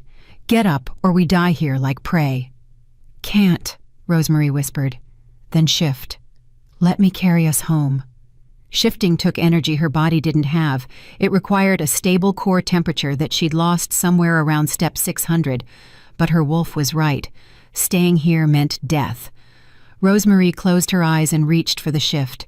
Pain exploded through her body as bones realigned, as muscles tore and reformed, as fur erupted across her skin. The transformation was supposed to be smooth, natural. This was butchery. Her body screamed in protest, fighting the change even as her wolf forced it through. When it ended, Rosemarie lay panting in the snow, her small omega wolf form shaking violently. But she was warmer. The fur helped. The forelegs helped. She ran. Her wolf form was faster, more agile in the snow. She leaped over fallen logs and dodged around trees, following the scent markers she'd memorized on the drive to headquarters that morning. The lodge was north and east, 3 miles through terrain that would kill a human, but was merely challenging for a wolf. She made it 2 miles before the searchers found her. The howl split the night, a hunting call, answered by 6 voices. They'd sent wolves after her. Professional trackers who knew these mountains better than she ever would. Rosemarie pushed harder, her small legs churning through the snow, but she was exhausted, frozen, and fundamentally weaker than the beta and alpha wolves pursuing her. They were gaining. A massive gray wolf burst from the trees to her left, cutting off her path. Rosemarie skidded to a halt, snow spraying. The gray wolf's lips pulled back, revealing teeth designed to tear through flesh and bone. She recognized him, one of Ricky Mason's personal guards, a wolf who'd killed rogues and traitors without hesitation. He lunged. Rosemarie dove right, his jaws snapping closed on empty air where her throat had been a heartbeat before. She scrambled up a snow-covered slope, her claws scrabbling for purchase. 2 more wolves appeared at the top of the slope. She was surrounded. The gray wolf stalked toward her, confident now that his prey was trapped. Rosemarie backed against a boulder, her mind racing. Eyes, throat, groin. Make them hurt and run. But she was in wolf form. No knives, no pepper spray, no human weapons, just teeth and claws and the fighting instincts of an omega who'd never been taught to fight. The gray wolf pounced. Rosemarie met him midair, going for his exposed throat the way Trevor had taught her. Not with strength, but with precision. Her teeth sank into the vulnerable spot where jaw met neck, not deep enough to kill, but deep enough to hurt. The gray wolf yelped and twisted away, blood streaming from the wound. The other 2 wolves hesitated, surprised that the omega had fought back at all. Rosemarie didn't wait for them to recover. She ran, shooting between them before they could block her path. Behind her, angry howls split the night. The chase was on again. She could see the lodge now, lights glowing in the distance. 1/2 mile. 1/4 mile. So close. The gray wolf hit her from behind like a freight train. They tumbled together down a slope, a chaos of fur and teeth and claws. Rosemarie felt ribs crack, felt warm blood soak into her fur, hers or his, she couldn't tell. They crashed to a stop at the bottom of the ravine, and the gray wolf's jaws closed around her back leg. Bone snapped. Rosemarie screamed, the sound emerging as a broken howl. This was it. She'd almost made it home, almost warned Lucas and the others, almost made her father's death mean something, almost wasn't enough. The gray wolf dragged her backward through the snow, away from the lodge, back toward headquarters and execution. The other tracker wolves appeared at the top of the ravine, watching their packmates secure the escaped prisoner. Then the night exploded with violence. 7 wolves burst from the trees like vengeful spirits, not omega, not even beta. These were warriors, and they moved with lethal precision that spoke of years of training and absolute fury. Lucas, his black wolf form massive and terrifying, hit the gray wolf so hard that teeth flew. The gray wolf released Rosemarie's broken leg and tried to fight back, but he was outmatched. Within seconds, Lucas had him pinned, jaws around his throat, one wrong move from death. The other 6 wolves engaged the remaining trackers. It was brutal and efficient. Neil's scarred face twisted in rage as he systematically dismantled one opponent. Dave's russet form protected Rosemarie even as he fought. Tony, Blake, Virgil, and Trevor worked in perfect synchronization, the product of hundreds of hours training together. The fight lasted less than 3 minutes. The tracker wolves fled, leaving their leader still pinned beneath Lucas's massive form. Lucas leaned close to the gray wolf's ear and growled something too low for Rosemarie to hear. Whatever it was made the gray wolf's eyes go wide with fear. Then Lucas released him and let him run, limping and bleeding, back toward headquarters. The 7 warriors shifted back to human form, their bodies steaming in the cold air. Someone, Virgil, had brought clothes in a waterproof pack, and they dressed quickly. Lucas knelt beside Rosemary's wolf form. "It's okay. You're safe now. Can you shift back?"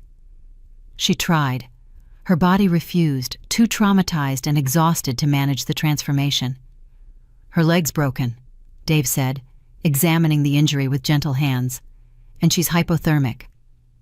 We need to get her inside and warm now." Lucas simply scooped her up, cradling her wolf form against his chest.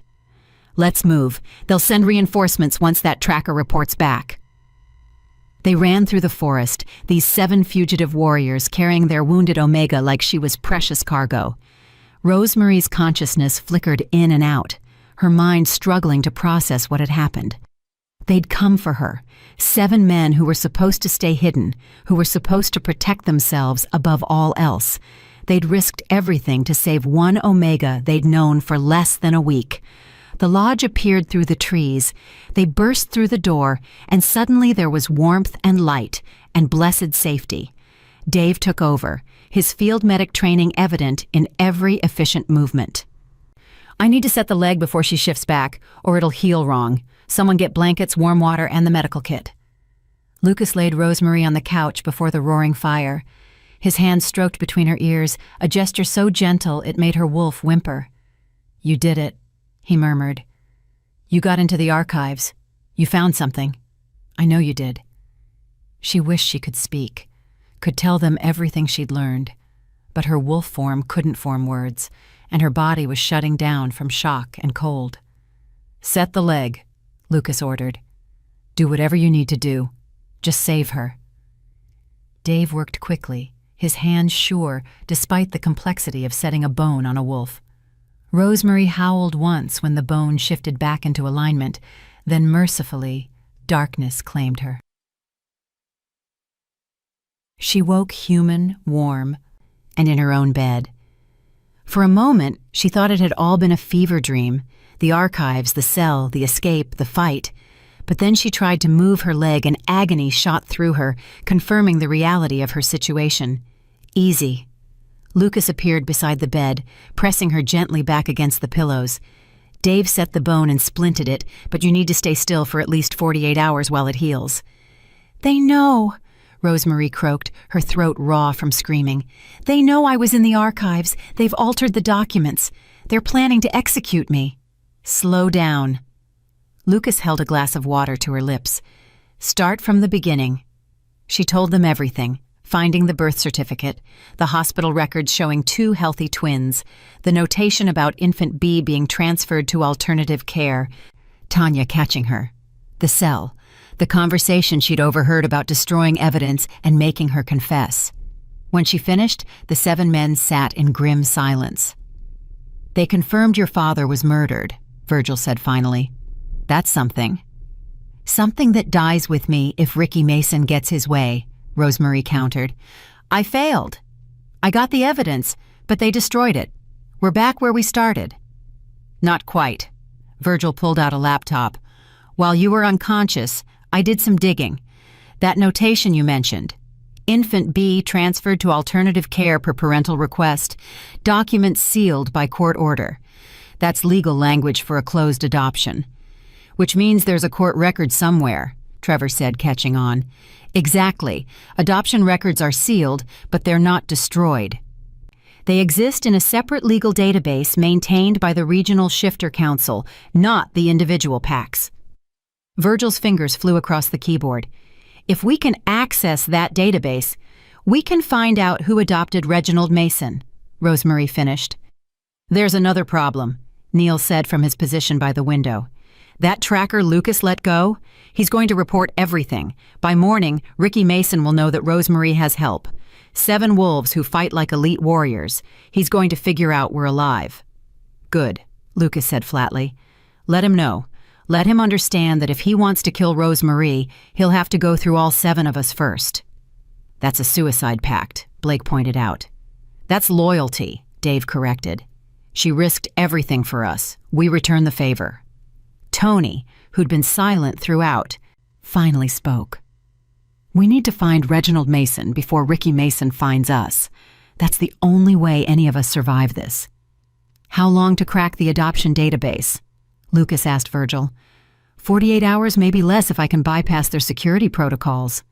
Virgil's expression was grim. But we're working against the clock. Every hour we stay here increases the risk. Then we work fast. Lucas turned back to Rosemarie.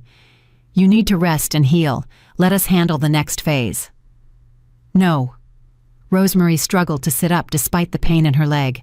I'm part of this now. You don't get to sideline me just because I'm injured.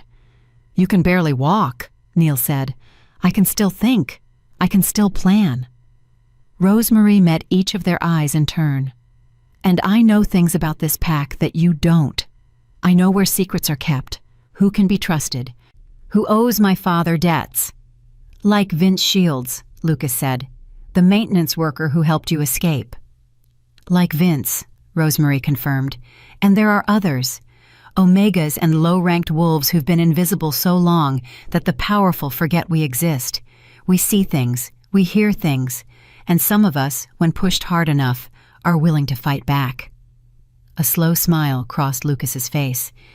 You want to build a network. Use the invisible wolves to gather intelligence. I want to show Ricky Mason that Omega doesn't mean powerless, Rosemarie said. He's spent years crushing anyone who questions his authority. It's time someone crushed back. The fire crackled in the silence that followed. Outside, snow had begun falling again, soft and quiet, covering the evidence of the night's violence. Tomorrow, Lucas said finally. We start planning a revolution, not with violence or direct confrontation, but with truth. We find Reginald Mason. We expose Ricky Mason's lies, and we use every invisible wolf in this pack to do it. They'll call it treason, Tanya said. They'll call it justice, Rosemarie corrected. And they'll be right.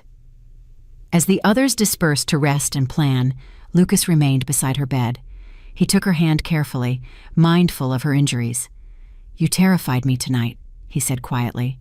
When that emergency signal came through, when we realized you'd been caught, I've never moved so fast in my life. None of us have. You were supposed to stay hidden, Rosemarie said. You were supposed to protect yourselves. Some things are more important than survival, Lucas said. Like making sure the bravest wolf we've ever met doesn't die alone in the snow. Rosemarie's throat tightened. I'm not brave. I'm terrified. Courage isn't the absence of fear. It's doing what needs to be done despite the fear. Lucas squeezed her hand gently. You held a knife to a beta's throat. You accused an alpha of fraud to his face. You escaped from a detention cell and made it 3 miles through a blizzard with a broken leg. That's not just brave, Rosemarie. That's extraordinary. She looked at him, this powerful warrior who'd chosen to risk everything for an Omega he barely knew. Why? She whispered. Why do you care what happens to me? Lucas was quiet for a long moment. Then he said, Because when you opened that door and saved 7 dying wolves, you didn't ask what we could offer you in return. You didn't calculate the risk versus reward. You just saw people in need and helped. That's rare, Rosemarie, especially in a world where everyone's taught that strength and power are the only things that matter. He stood, releasing her hand. Rest now. Tomorrow, we change everything. As he left, Rosemarie lay in the darkness, listening to the soft sounds of 7 warriors preparing for war in her father's lodge. She'd set out to find the truth about her father's death. Instead, she'd found something more dangerous and more precious, a purpose worth fighting for, and people willing to fight beside her. The storm had brought 7 frozen wolves to her door, but what it had really brought was revolution, and the invisible Omega who'd spent 6 years being overlooked was about to become the most dangerous wolf in the Silver Pine Pack. Chapter 9. The Hidden Alpha. The mandatory pack meeting was scheduled for 6 o'clock that evening. By noon, Rosemarie could hear the increased activity on the mountain road. vehicles passing by the lodge as pack members made their way to headquarters. She sat by the window, her splinted leg propped on a cushion, watching the procession with growing dread. Helga and Tanya would be there. Ricky Mason would be there. And they would all be expecting her to attend. "You're not going," Lucas said firmly. He'd been hovering since she'd woken, alternating between protective and paranoid. "I have to." Rosemarie kept her gaze on the road. "If I don't show up, they'll send wolves to drag me there. Or worse, they'll come here and find all of you. Your leg is broken. You have a legitimate excuse." "Helga doesn't accept excuses." Rosemarie turned to face him. "Trust me, if I'm not there, she'll make it her personal mission to retrieve me, and 7 fugitive warriors hiding in my basement won't survive that kind of scrutiny." Virgil looked up from his laptop, dark circles under his eyes from a night of hacking. "She's right. Her absence would draw more attention than her presence." "Then we go with her," Dave said. He'd been reviewing medical supplies, preparing for every possible emergency. "Stay close, stay hidden, but be ready to extract her if things go wrong." 7 elite warriors sneaking into pack headquarters during a mandatory meeting? Blake shook his head. "That's insane." "So is letting her walk in there alone," Neil countered. They argued for another hour, voices rising and falling as they debated tactics and risks. Finally, Trevor proposed a compromise. 3 of us go. Lucas, because he's the best fighter. Dave, because he can pass as a regular pack member if spotted. And me, because I know every entrance and exit at headquarters. He looked at Rosemarie. "We stay in wolf form, use the forest as cover, and monitor the meeting from outside. First sign of trouble, we extract you. No arguments." "That still leaves 4 of us here," Tony pointed out. "Someone needs to guard the lodge," Virgil said, "and continue working on cracking the adoption database. I'm close. Another few hours and I'll have the information we need." The plan was settled. At 4:30 they began preparations. Dave helped Rosemarie into clothing suitable for a pack meeting: dark slacks, a modest sweater, boots that accommodated the splint on her leg. He'd fashioned a walking stick from a sturdy branch, carved and smoothed until it could support her weight. "Remember the breathing exercises," Tony said as they prepared to leave. "Control your fear scent. Keep your heart rate steady." "And if Ricky Mason tries to detain you again," Neil added, pressing the modified pepper spray into her hand, "use this and run. We'll find you." Lucas shifted to his massive black wolf form and waited by the door. Dave and Trevor followed suit, their wolves smaller than Lucas's, but no less dangerous. Rosemarie limped to her car, her broken legs screaming protest with each step. The 3 wolves melted into the forest, shadows among shadows, invisible to anyone not specifically looking for them. The drive to headquarters felt like a funeral procession. The parking lot was packed. Every pack member who could attend had shown up, drawn by curiosity about the mandatory nature of the meeting. Rosemarie spotted Helga's luxury SUV in the reserve section, Tanya's sports car beside it. She parked in the far corner and sat for a moment, gathering courage. "You can do this. You've survived worse. Just a few hours. Answer questions. Look harmless. Get out." The walk from the parking lot to the main entrance took forever. Her splinted leg attracted stares and whispered comments, but no one approached her. Omegas existed in a strange social limbo, noticed when convenient, invisible when not. The main assembly hall was on the first floor, a massive space with tiered seating that could accommodate 300 wolves.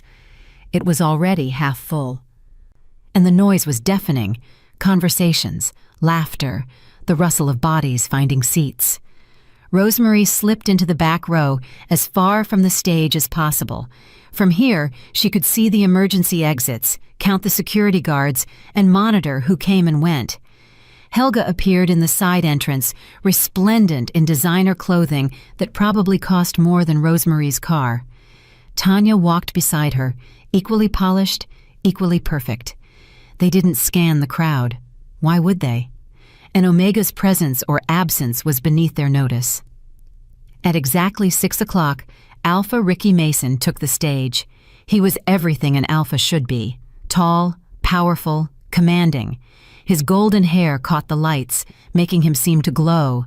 When he smiled, the room settled into attentive silence. "Thank you all for coming," he began, his voice carrying easily through the space. "I know mandatory meetings are disruptive, but recent events have made this gathering necessary." Rosemary's pulse quickened.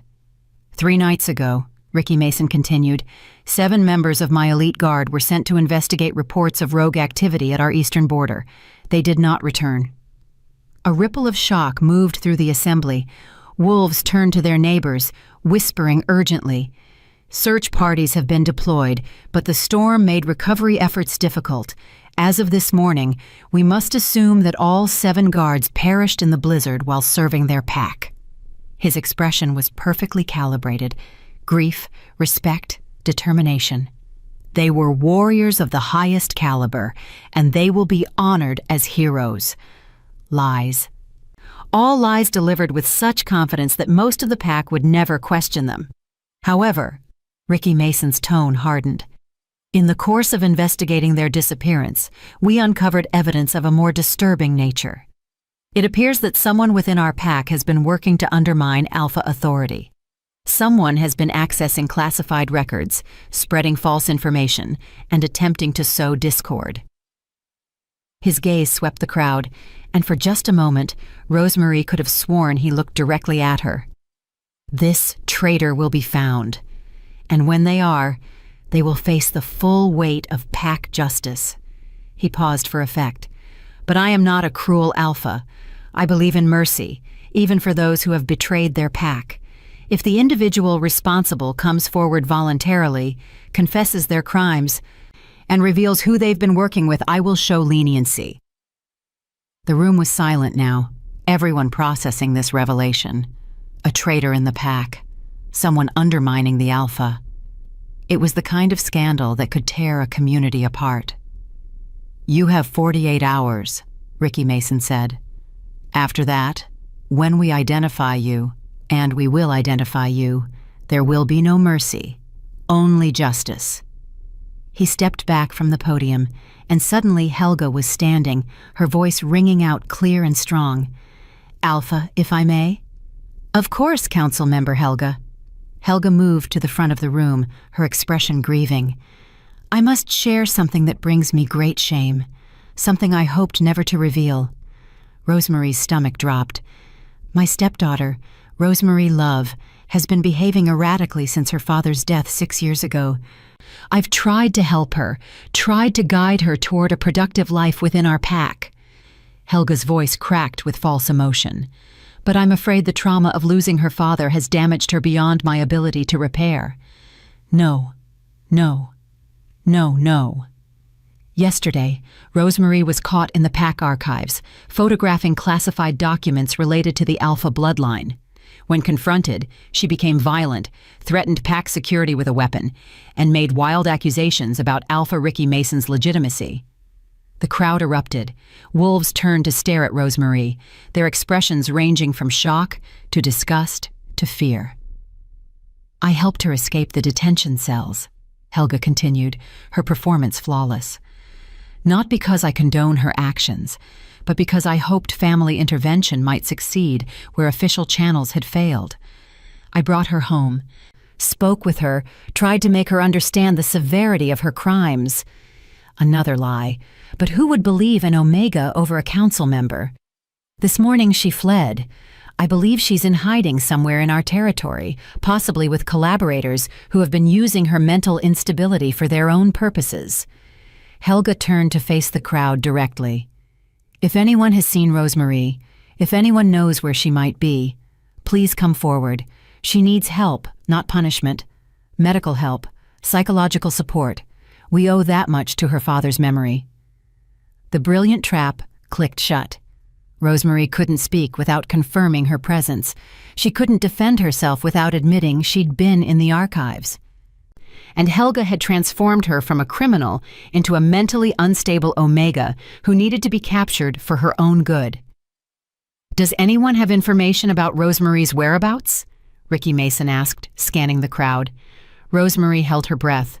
One word, one gesture, one person pointing to the back row, and it was over.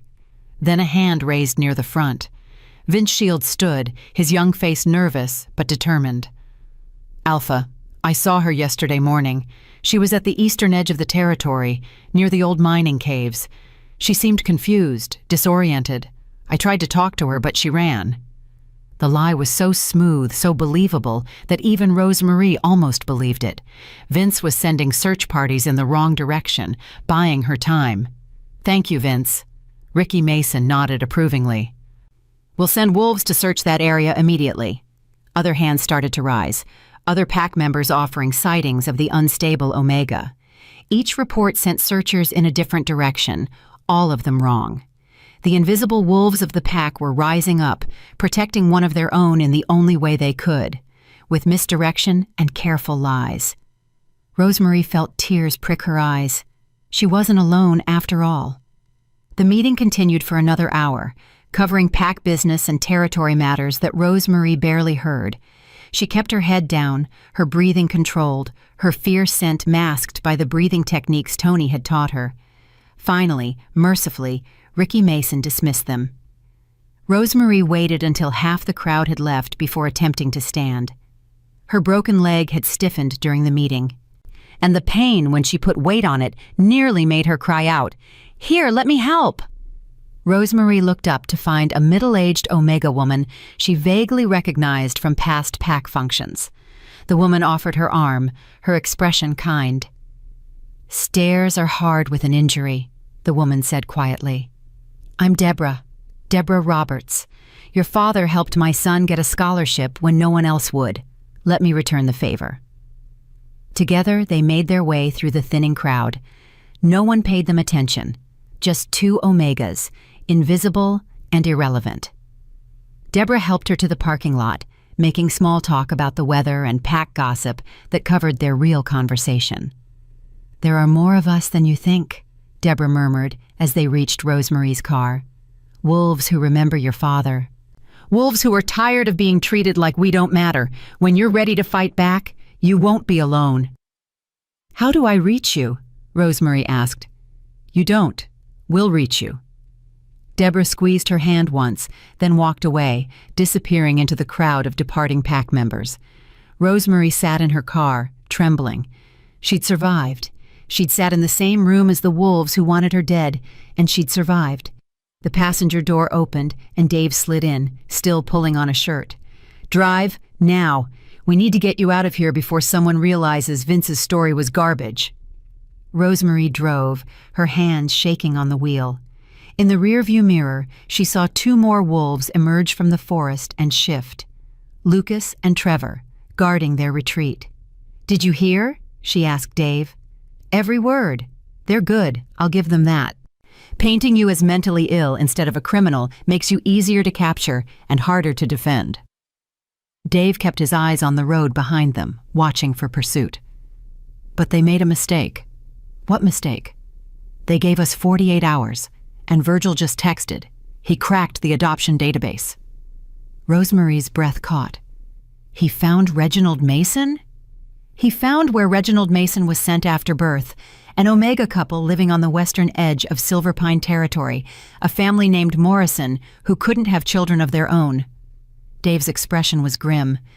"They changed his name, raised him as their own, and when he was 10 years old, both his adoptive parents died in a fire that the pack ruled accidental." "Let me guess," Rosemarie said. "The fire happened right around the time Alpha Gregory and Luna Clara died in that convenient rogue attack." 3 weeks after, the child went into the pack's foster system, bounced around a few homes, and eventually aged out at 18. No one tracked him after that. So he could be anywhere. He might not even know he's Alpha-born. "Or," Dave said slowly, "he might know exactly who he is and has been hiding all these years, waiting for someone to find him." They pulled into the lodge's driveway. Lucas and Trevor were already there, having taken a faster route through the forest. The moment Rosemarie entered, Virgil thrust a printed document into her hands. Harold Morrison and Deborah Morrison, adoptive parents to the child they named Luke Morrison. Birth date matches Reginald Mason's. Blood type matches. "And look at this." He pointed to a photograph attached to the file. 2 Omega parents holding a baby with distinctive blue eyes and dark hair. Rosemary stared at the photo, her mind racing. Luke Morrison. He'd be 28 now. Has anyone searched for him? I've been trying, but the trail goes cold after he turned 18. It's like he vanished. Virgil pulled up more screens. No tax records, no employment history, no property ownership. Either he's dead or he's very good at staying hidden. Or someone has been hunting him his entire life and he's learned to be invisible, Lucas said quietly. Everyone turned to look at him. Think about it. His biological parents die suspiciously. His adoptive parents die suspiciously. He goes into foster care and somehow survives to adulthood. That takes more than luck. That takes training, Neil agreed. Someone taught him to hide. Or he taught himself, Rosemary said, pieces clicking together. An Omega child, lost in the foster system, learning that survival means being overlooked, learning that the safest place is where no one thinks to look. Among other Omegas, Dave said, hidden in plain sight. The room went silent as the implications sank in. Luke Morrison, Rosemary whispered. An Omega-raised alpha who spent 28 years being invisible. He could be anywhere. He could be anyone. Or, Virgil said, pulling up one final screen, he could be the maintenance worker who risked his life to help you escape yesterday. On the screen was a grainy employee ID photo from PAC headquarters. Vince Shields, age 28, job title, maintenance supervisor. Emergency contact, none. Next of kin, deceased. But it wasn't Vince's face in the photo. The name was wrong, the details were altered, but the face was identical to the baby in Harold and Deborah Morrison's adoption photo. The same distinctive blue eyes, the same bone structure that would mature into something commanding, powerful, alpha. Vince Shields is Luke Morrison, Rosemary breathed. Vince Shields is Reginald Mason. The true alpha of the Silver Pine Pack, Lucas finished, has been hiding in PAC headquarters as a maintenance worker for the last 5 years. And suddenly, everything made terrible, perfect sense. Chapter 10. The Omega's Revolution. The revelation hung in the air like electricity before a lightning strike. We need to bring him here, Dave said immediately, before Ricky Mason figures out who Vince really is. It might be too late for that, Virgil countered, typing furiously. If I could trace the connection between Vince Shields and Luke Morrison, Ricky Mason's people can too, especially now that they're actively hunting for Rosemary's collaborators. Rosemary's mind raced. Vince had helped her escape. He'd stood up in that meeting and deliberately sent search parties in the wrong direction. He'd risked everything to protect her, because he knew. He'd always known. He saved my life, she said quietly. Not just yesterday, years ago, when my father was still alive. Vince's little sister. That story he told me about drowning. That was real. My father pulled her from the river and stayed with them at the hospital. Which means your father knew, Lucas said. Harold Love knew that Vince Shields was actually Reginald Mason. The pieces fell into place with devastating clarity. Her father had opposed Ricky Mason's consolidation of power because he'd known the Alpha was a fraud. He'd died not from random rogue violence, but because he'd been protecting the true heir. And Vince, Luke, Reginald, had spent years afterward trying to repay that debt by staying alive, staying hidden, waiting for someone brave enough or foolish enough to expose the truth. I have to go back, Rosemary said. Absolutely not, Lucas and Dave said in unison. They're hunting for me. The entire pack is on alert. Walking into headquarters now is suicide, Neil added. Which is exactly why I have to do it. Rosemary stood, testing her broken leg. The pain was manageable now, the bone already beginning to knit thanks to shifter healing. Ricky Mason is expecting me to hide. He's expecting collaborators to protect me. He's not expecting me to walk in through the front door and challenge him directly. Because that's insane, Blake said flatly. No, Virgil said slowly, understanding dawning in his dark eyes. It's brilliant. The mandatory meeting is over. Most PAC members have returned home. Security will be lighter now than it will be for the next 48 hours. And Vince works night shift, Rosemary continued. He'll be there, probably in the maintenance tunnels where no one thinks to look. I can reach him, tell him what we know. and get him out before Ricky Mason makes the connection. With a broken leg and half the pack hunting you, Trevor pointed out. With 7 elite warriors backing me up, Rosemary countered. You said it yourself. You won't let me die alone, so don't. Come with me, all of you. We end this tonight. The silence that followed was heavy with implication. What she was proposing wasn't just rescue. It was open rebellion. 7 fugitive warriors and 1 Omega storming pack headquarters to extract the true Alpha and expose the fraud who'd stolen his birthright. It was suicide. It was also the only way any of them survived. If we do this, Lucas said carefully, there's no going back. We're committing to war with Ricky Mason and everyone loyal to him. We committed to war the moment we survived that blizzard, Dave said. The moment Rosemary opened her door, we've just been delaying the inevitable. Tony spoke up, his quiet voice cutting through the tension. The question isn't whether we fight. It's whether we fight smart or fight stupid. Going in without a plan is stupid. Then we make a plan, Rosemary said. We have, she checked the clock, 4 hours until Vince's shift starts at midnight, 4 hours to prepare for the most important operation of our lives. They gathered around the dining table, spreading out building schematics that Virgil pulled from his hacked files. The plan came together piece by piece, each warrior contributing their expertise. Neil would create a diversion at the northern entrance. Nothing violent, just enough commotion to draw security attention. Blake and Tony would disable the security cameras and communication systems from the outside, cutting pack headquarters off from reinforcements. Dave and Trevor would secure escape routes and position vehicles for rapid extraction. Virgil would remain at the lodge, monitoring communications and ready to deploy emergency countermeasures if things went wrong. Which left Lucas and Rosemary to infiltrate the building, find Vince, and get him out. This is insane, Blake muttered for the 3rd time as they finalized details. This is revolution, Lucas corrected, and revolutions are always insane right up until they succeed. At 11:30, they moved out. Rosemary wore dark clothing that blended with shadows, her splinted leg hidden beneath loose pants. The pain was constant now, a dull throb that sharpened with each step, but she'd learned to work through it.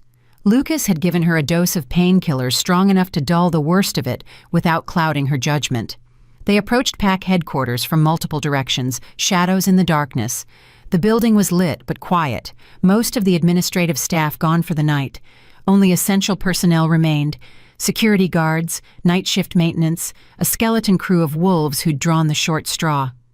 Neil's diversion went off perfectly. A fire alarm in the northern wing, followed by reports of a break-in at one of the storage facilities. Not enough to trigger a full emergency response, but enough to pull security away from the main building. Blake and Tony made short work of the camera systems. Virgil had provided them with specialized equipment that created a loop in the footage. Anyone watching the monitors would see empty hallways and quiet rooms while the real infiltration happened unseen. Rosemary and Lucas entered through the utility access door that Vince had shown her during her escape. The tunnels beneath headquarters were dark, damp, and smelled of old stone and mechanical systems.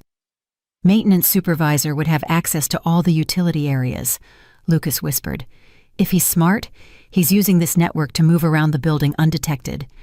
They navigated by the light of a small flashlight, following pipes and electrical conduits deeper into the building's substructure. Rosemary's broken leg screamed protest with each step down the metal stairs, but she gritted her teeth and kept moving. A sound ahead. Footsteps. Someone whistling softly. They pressed against the wall as a figure rounded the corner. Young, familiar, carrying a toolbox and wearing maintenance coveralls. Vince Shields stopped when he saw them, his hand moving towards something in his pocket. "Wait," Rosemary said quickly. "Vince, it's me. Rosemary, I need to talk to you." His hand paused. Recognition flickered across his face, followed by wariness. "You shouldn't be here. They're hunting you." "I know." She stepped forward, Lucas a protective shadow behind her. "I also know who you are." who you really are. Vince's entire body went rigid. I don't know what you're... Luke Morrison, son of Harold and Deborah Morrison. Adopted from the Silver Pine Pack foster system after your birth parents, Alpha Gregory Mason and Luna Clara Mason, gave you away to protect you from their Alpha-born firstborn son, who they already knew was dangerous. The color drained from Vince's face.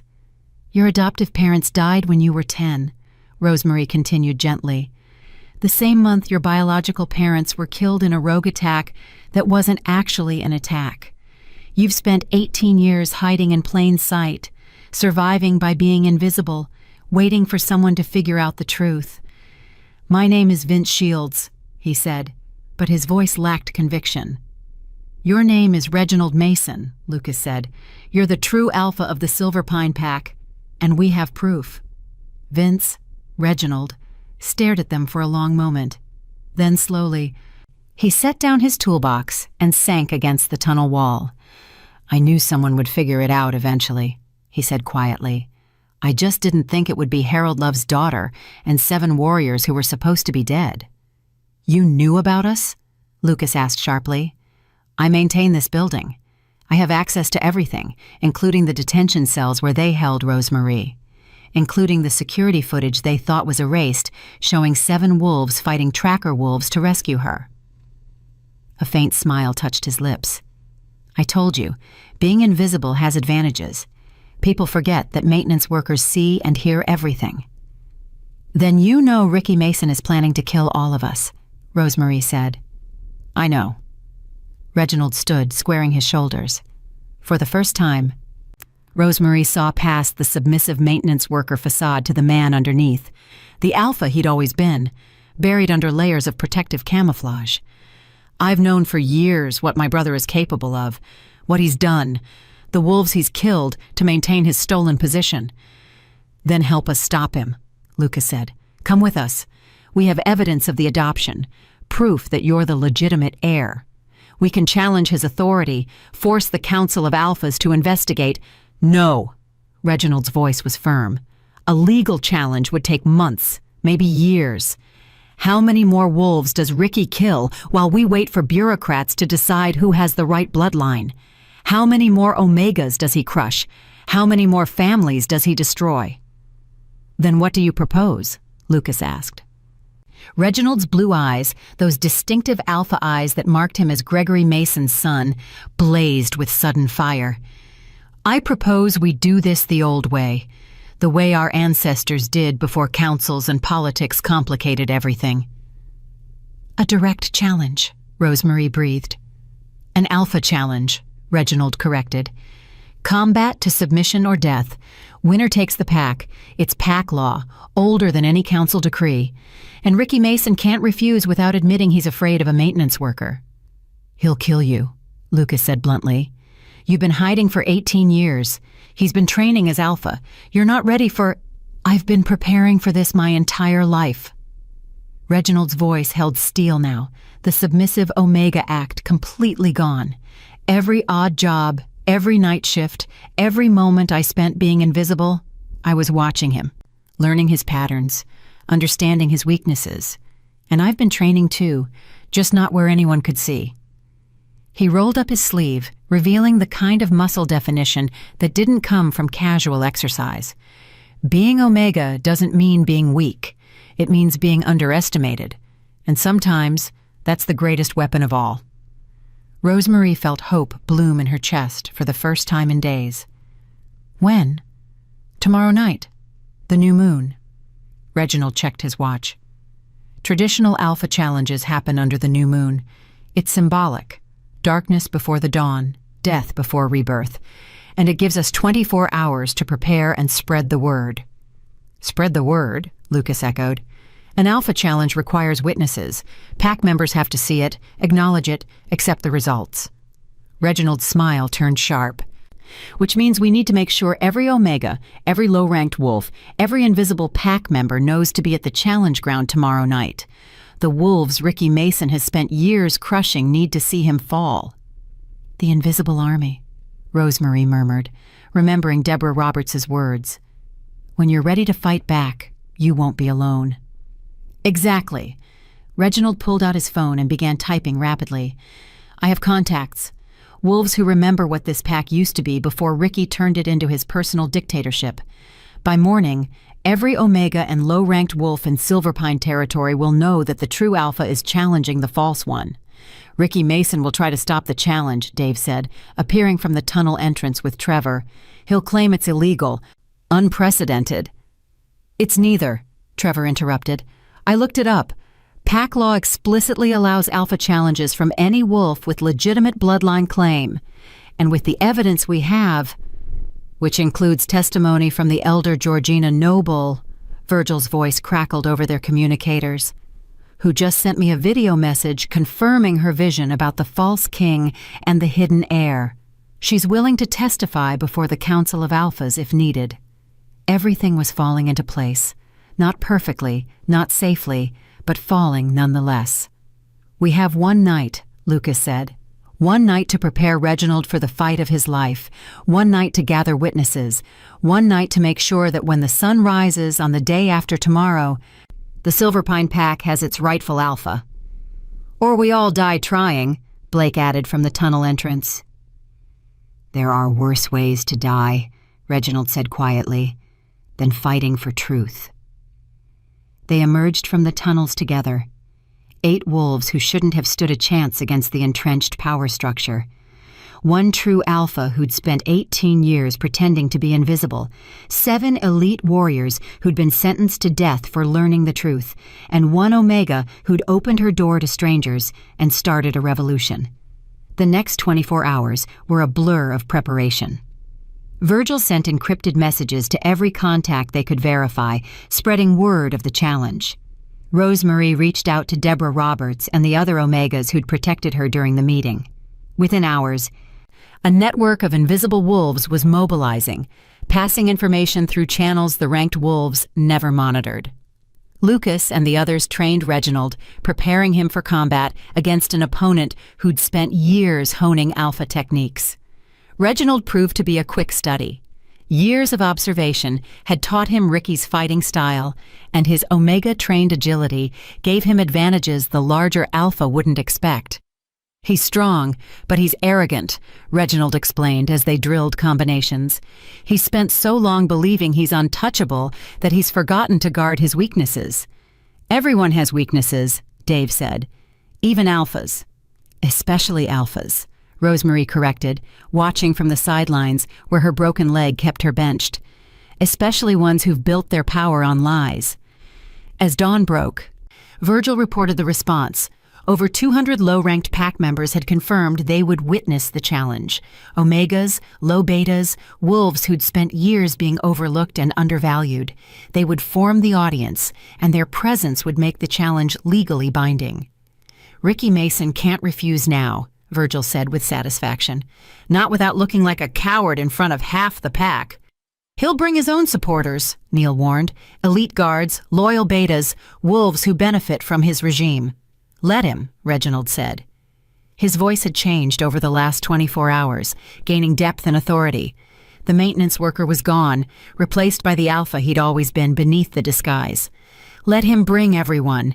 They all need to see what happens when truth confronts lies.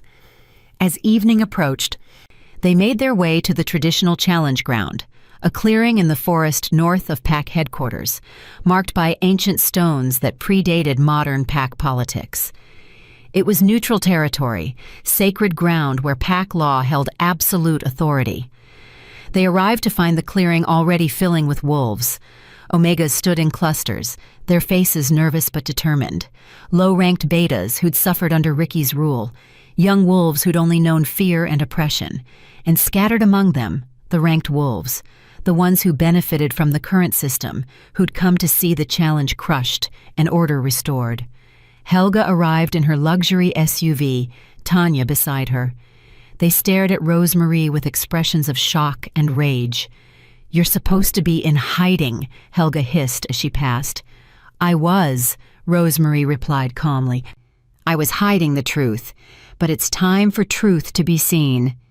Ricky Mason arrived last, making an entrance befitting his stolen position. He was flanked by guards, dressed in formal alpha regalia, every inch the powerful leader. His eyes scanned the crowd and landed on Reginald, who stood at the center of the challenge circle wearing simple clothes that marked him as what he'd always pretended to be. Nobody important. "This is the challenger?" Ricky's voice dripped with contempt. "A maintenance worker? This is beneath me." "I am Reginald Mason," the young man said clearly, his voice carrying across the clearing, "son of Alpha Gregory Mason and Luna Clara Mason, twin brother to Ricky Mason, and by right of blood and pack law, I challenge you for leadership of the Silver Pine Pack." The clearing erupted in chaos, wolves shouting, arguing, demanding proof or explanation. Ricky Mason's face went through several expressions: shock, rage, calculation, before settling on cold fury. "You're supposed to be dead," he said quietly. "So are 7 elite warriors," Reginald replied. "But sometimes the wolves you try to kill refuse to die quietly." Lucas stepped forward, carrying the folder of documents they'd gathered.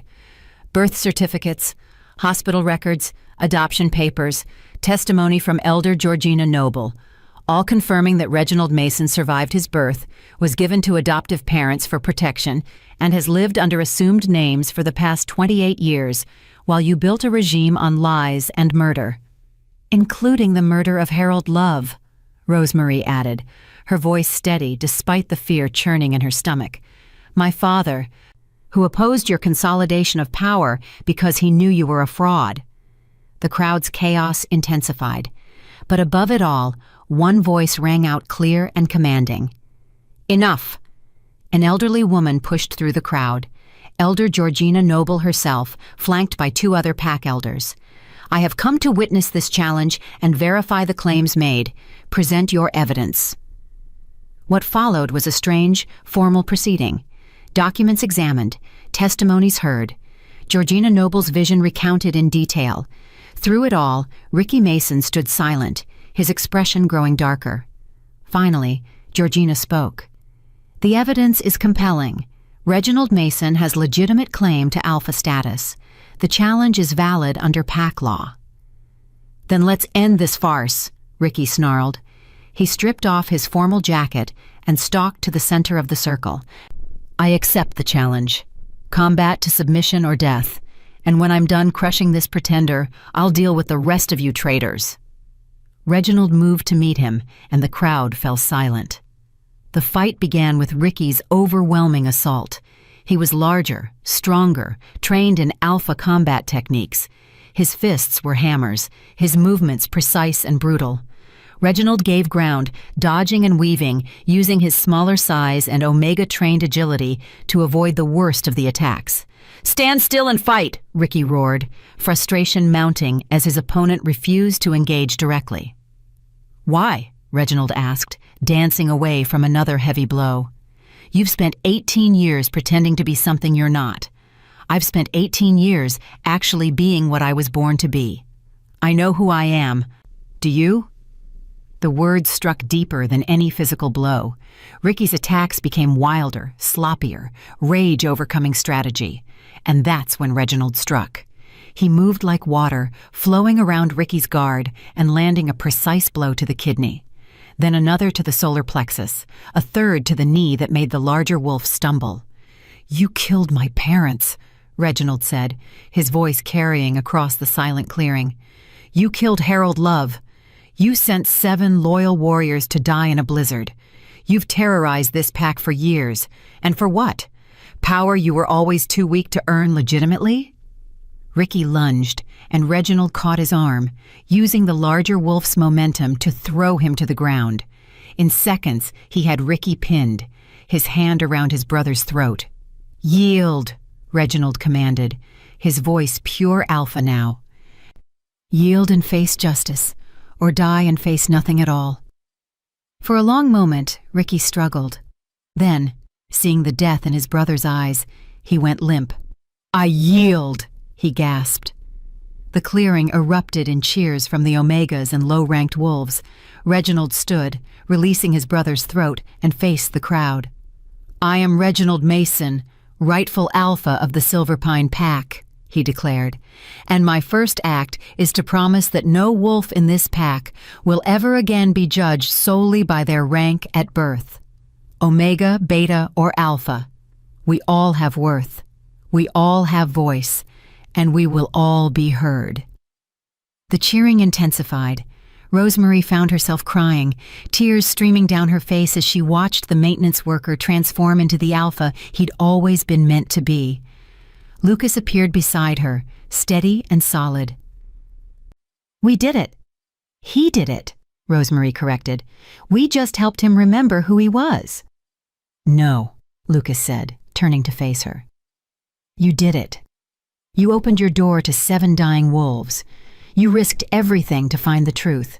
You showed us all that Omega doesn't mean powerless. This revolution started with you, Rosemary Love." As pack members swarmed Reginald, pledging loyalty and celebrating the change in leadership, as Ricky Mason was led away to face justice for his crimes, as the invisible wolves of the Silver Pine Pack finally stepped into the light, Rosemary felt something shift inside her. She'd spent 6 years being invisible, being nothing, being Omega in a world that used it as a slur. But she'd learned the truth that Reginald had always known. Invisible didn't mean powerless. Sometimes, the ones no one sees coming are the ones who change everything. The storm had brought 7 frozen wolves to her door, but what it had really brought was revolution, redemption, and the revelation that strength comes in forms the powerful never recognize, until it's too late to stop it. Epilogue, 6 months later. Rosemary stood on the porch of her father's lodge, her lodge now, officially returned to her by Alpha Reginald's first official decree, and watched the sunrise paint the mountains gold. The Silver Pine Pack had transformed in 6 months. Omega wolves now served on the council. Low-ranked betas held positions of authority. The invisible wolves had become the foundation of a new pack structure that valued ability over bloodline, character over rank. Helga and Tanya had been exiled for their complicity in Ricky Mason's crimes. Ricky himself was serving a life sentence in the Council of Alphas' maximum security facility, where he would never hurt anyone again. And Rosemary? She'd become something unexpected, Alpha Reginald's chief advisor. The Omega who'd started a revolution was now helping to build something better in its place. "Coffee?" Dave emerged from the lodge, 2 steaming mugs in hand. "Always." She accepted the mug with a smile. He'd stayed, along with Lucas and the others. The 7 warriors had found a new purpose, serving under an alpha they actually believed in, protecting a pack that finally deserved protection. "Lucas wants to know if you're coming to the council meeting this afternoon," Dave said. "We're discussing the new Omega Education Initiative." "Wouldn't miss it." Rosemary sipped her coffee, savoring the moment of peace. "Tell him I'll be there." As Dave headed back inside, Lucas appeared on the trail leading up to the lodge. He'd made this climb most mornings for the past 6 months, checking on her, sharing breakfast, slowly building something that felt like more than just survival partnership. "Beautiful morning," he observed, joining her on the porch. "It is," she agreed. They stood in comfortable silence, watching the world wake up. Then Lucas said quietly, "I need to tell you something." Rosemary's heart skipped. "What?" "I'm staying." He turned to face her. "Not just in the pack. Here, with you, if you'll have me." "Lucas, I know we started in crisis. I know everything's been chaos and revolution, but somewhere in the middle of all that, I fell in love with an Omega who refused to be invisible." His blue eyes held hers. "You showed me what real strength looks like, and I'd like to spend the rest of my life watching you change the world." Rosemary's throat tightened. "I'm still Omega. I'm still—" "Perfect," Lucas finished. "You're perfect. And if you need time to think about it, I understand, but I wanted you to know, I'm not going anywhere." She thought about everything that had brought her to this moment. The blizzard, the 7 frozen wolves, the revolution they'd started together, the pack they were rebuilding. And she thought about what her father had told her all those years ago, that the mountains tested everyone eventually, and survival wasn't about being the strongest. It was about being smart enough to know when to seek shelter and humble enough to accept help when it was offered. "Yes," she said simply. Yes. Yes, I'll have you. Yes, you can stay. Yes to all of it. She smiled, feeling lighter than she had in years. But fair warning, being with me means being part of this revolution. It means fighting for omegas and low-ranked wolves. It means challenging the powerful and protecting the vulnerable. I wouldn't want it any other way, Lucas said, pulling her close. As they stood together, watching the sunrise over the mountains they'd both nearly died on, Rosemary reflected on how much had changed since that night 7 frozen wolves had begged at her door. She'd been invisible then, powerless. Omega in every negative sense the word carried. But she'd learned that invisible just meant unseen. And sometimes being unseen was exactly what you needed to change everything. The Omega's revolution had begun with one open door on one frozen night. And it would continue with every overlooked wolf who decided that invisible didn't mean powerless, that Omega didn't mean worthless, that sometimes the smallest wolves carried the most important truths, and that truth, once seen, could never be hidden again. Dear viewers, as we come to the end of Rosemary's journey from invisible Omega to revolutionary force, I want to leave you with something to think about. How many Rosemarys exist in your own life? People you walk past every day without truly seeing? Voices you've learned to ignore because society told you they don't matter?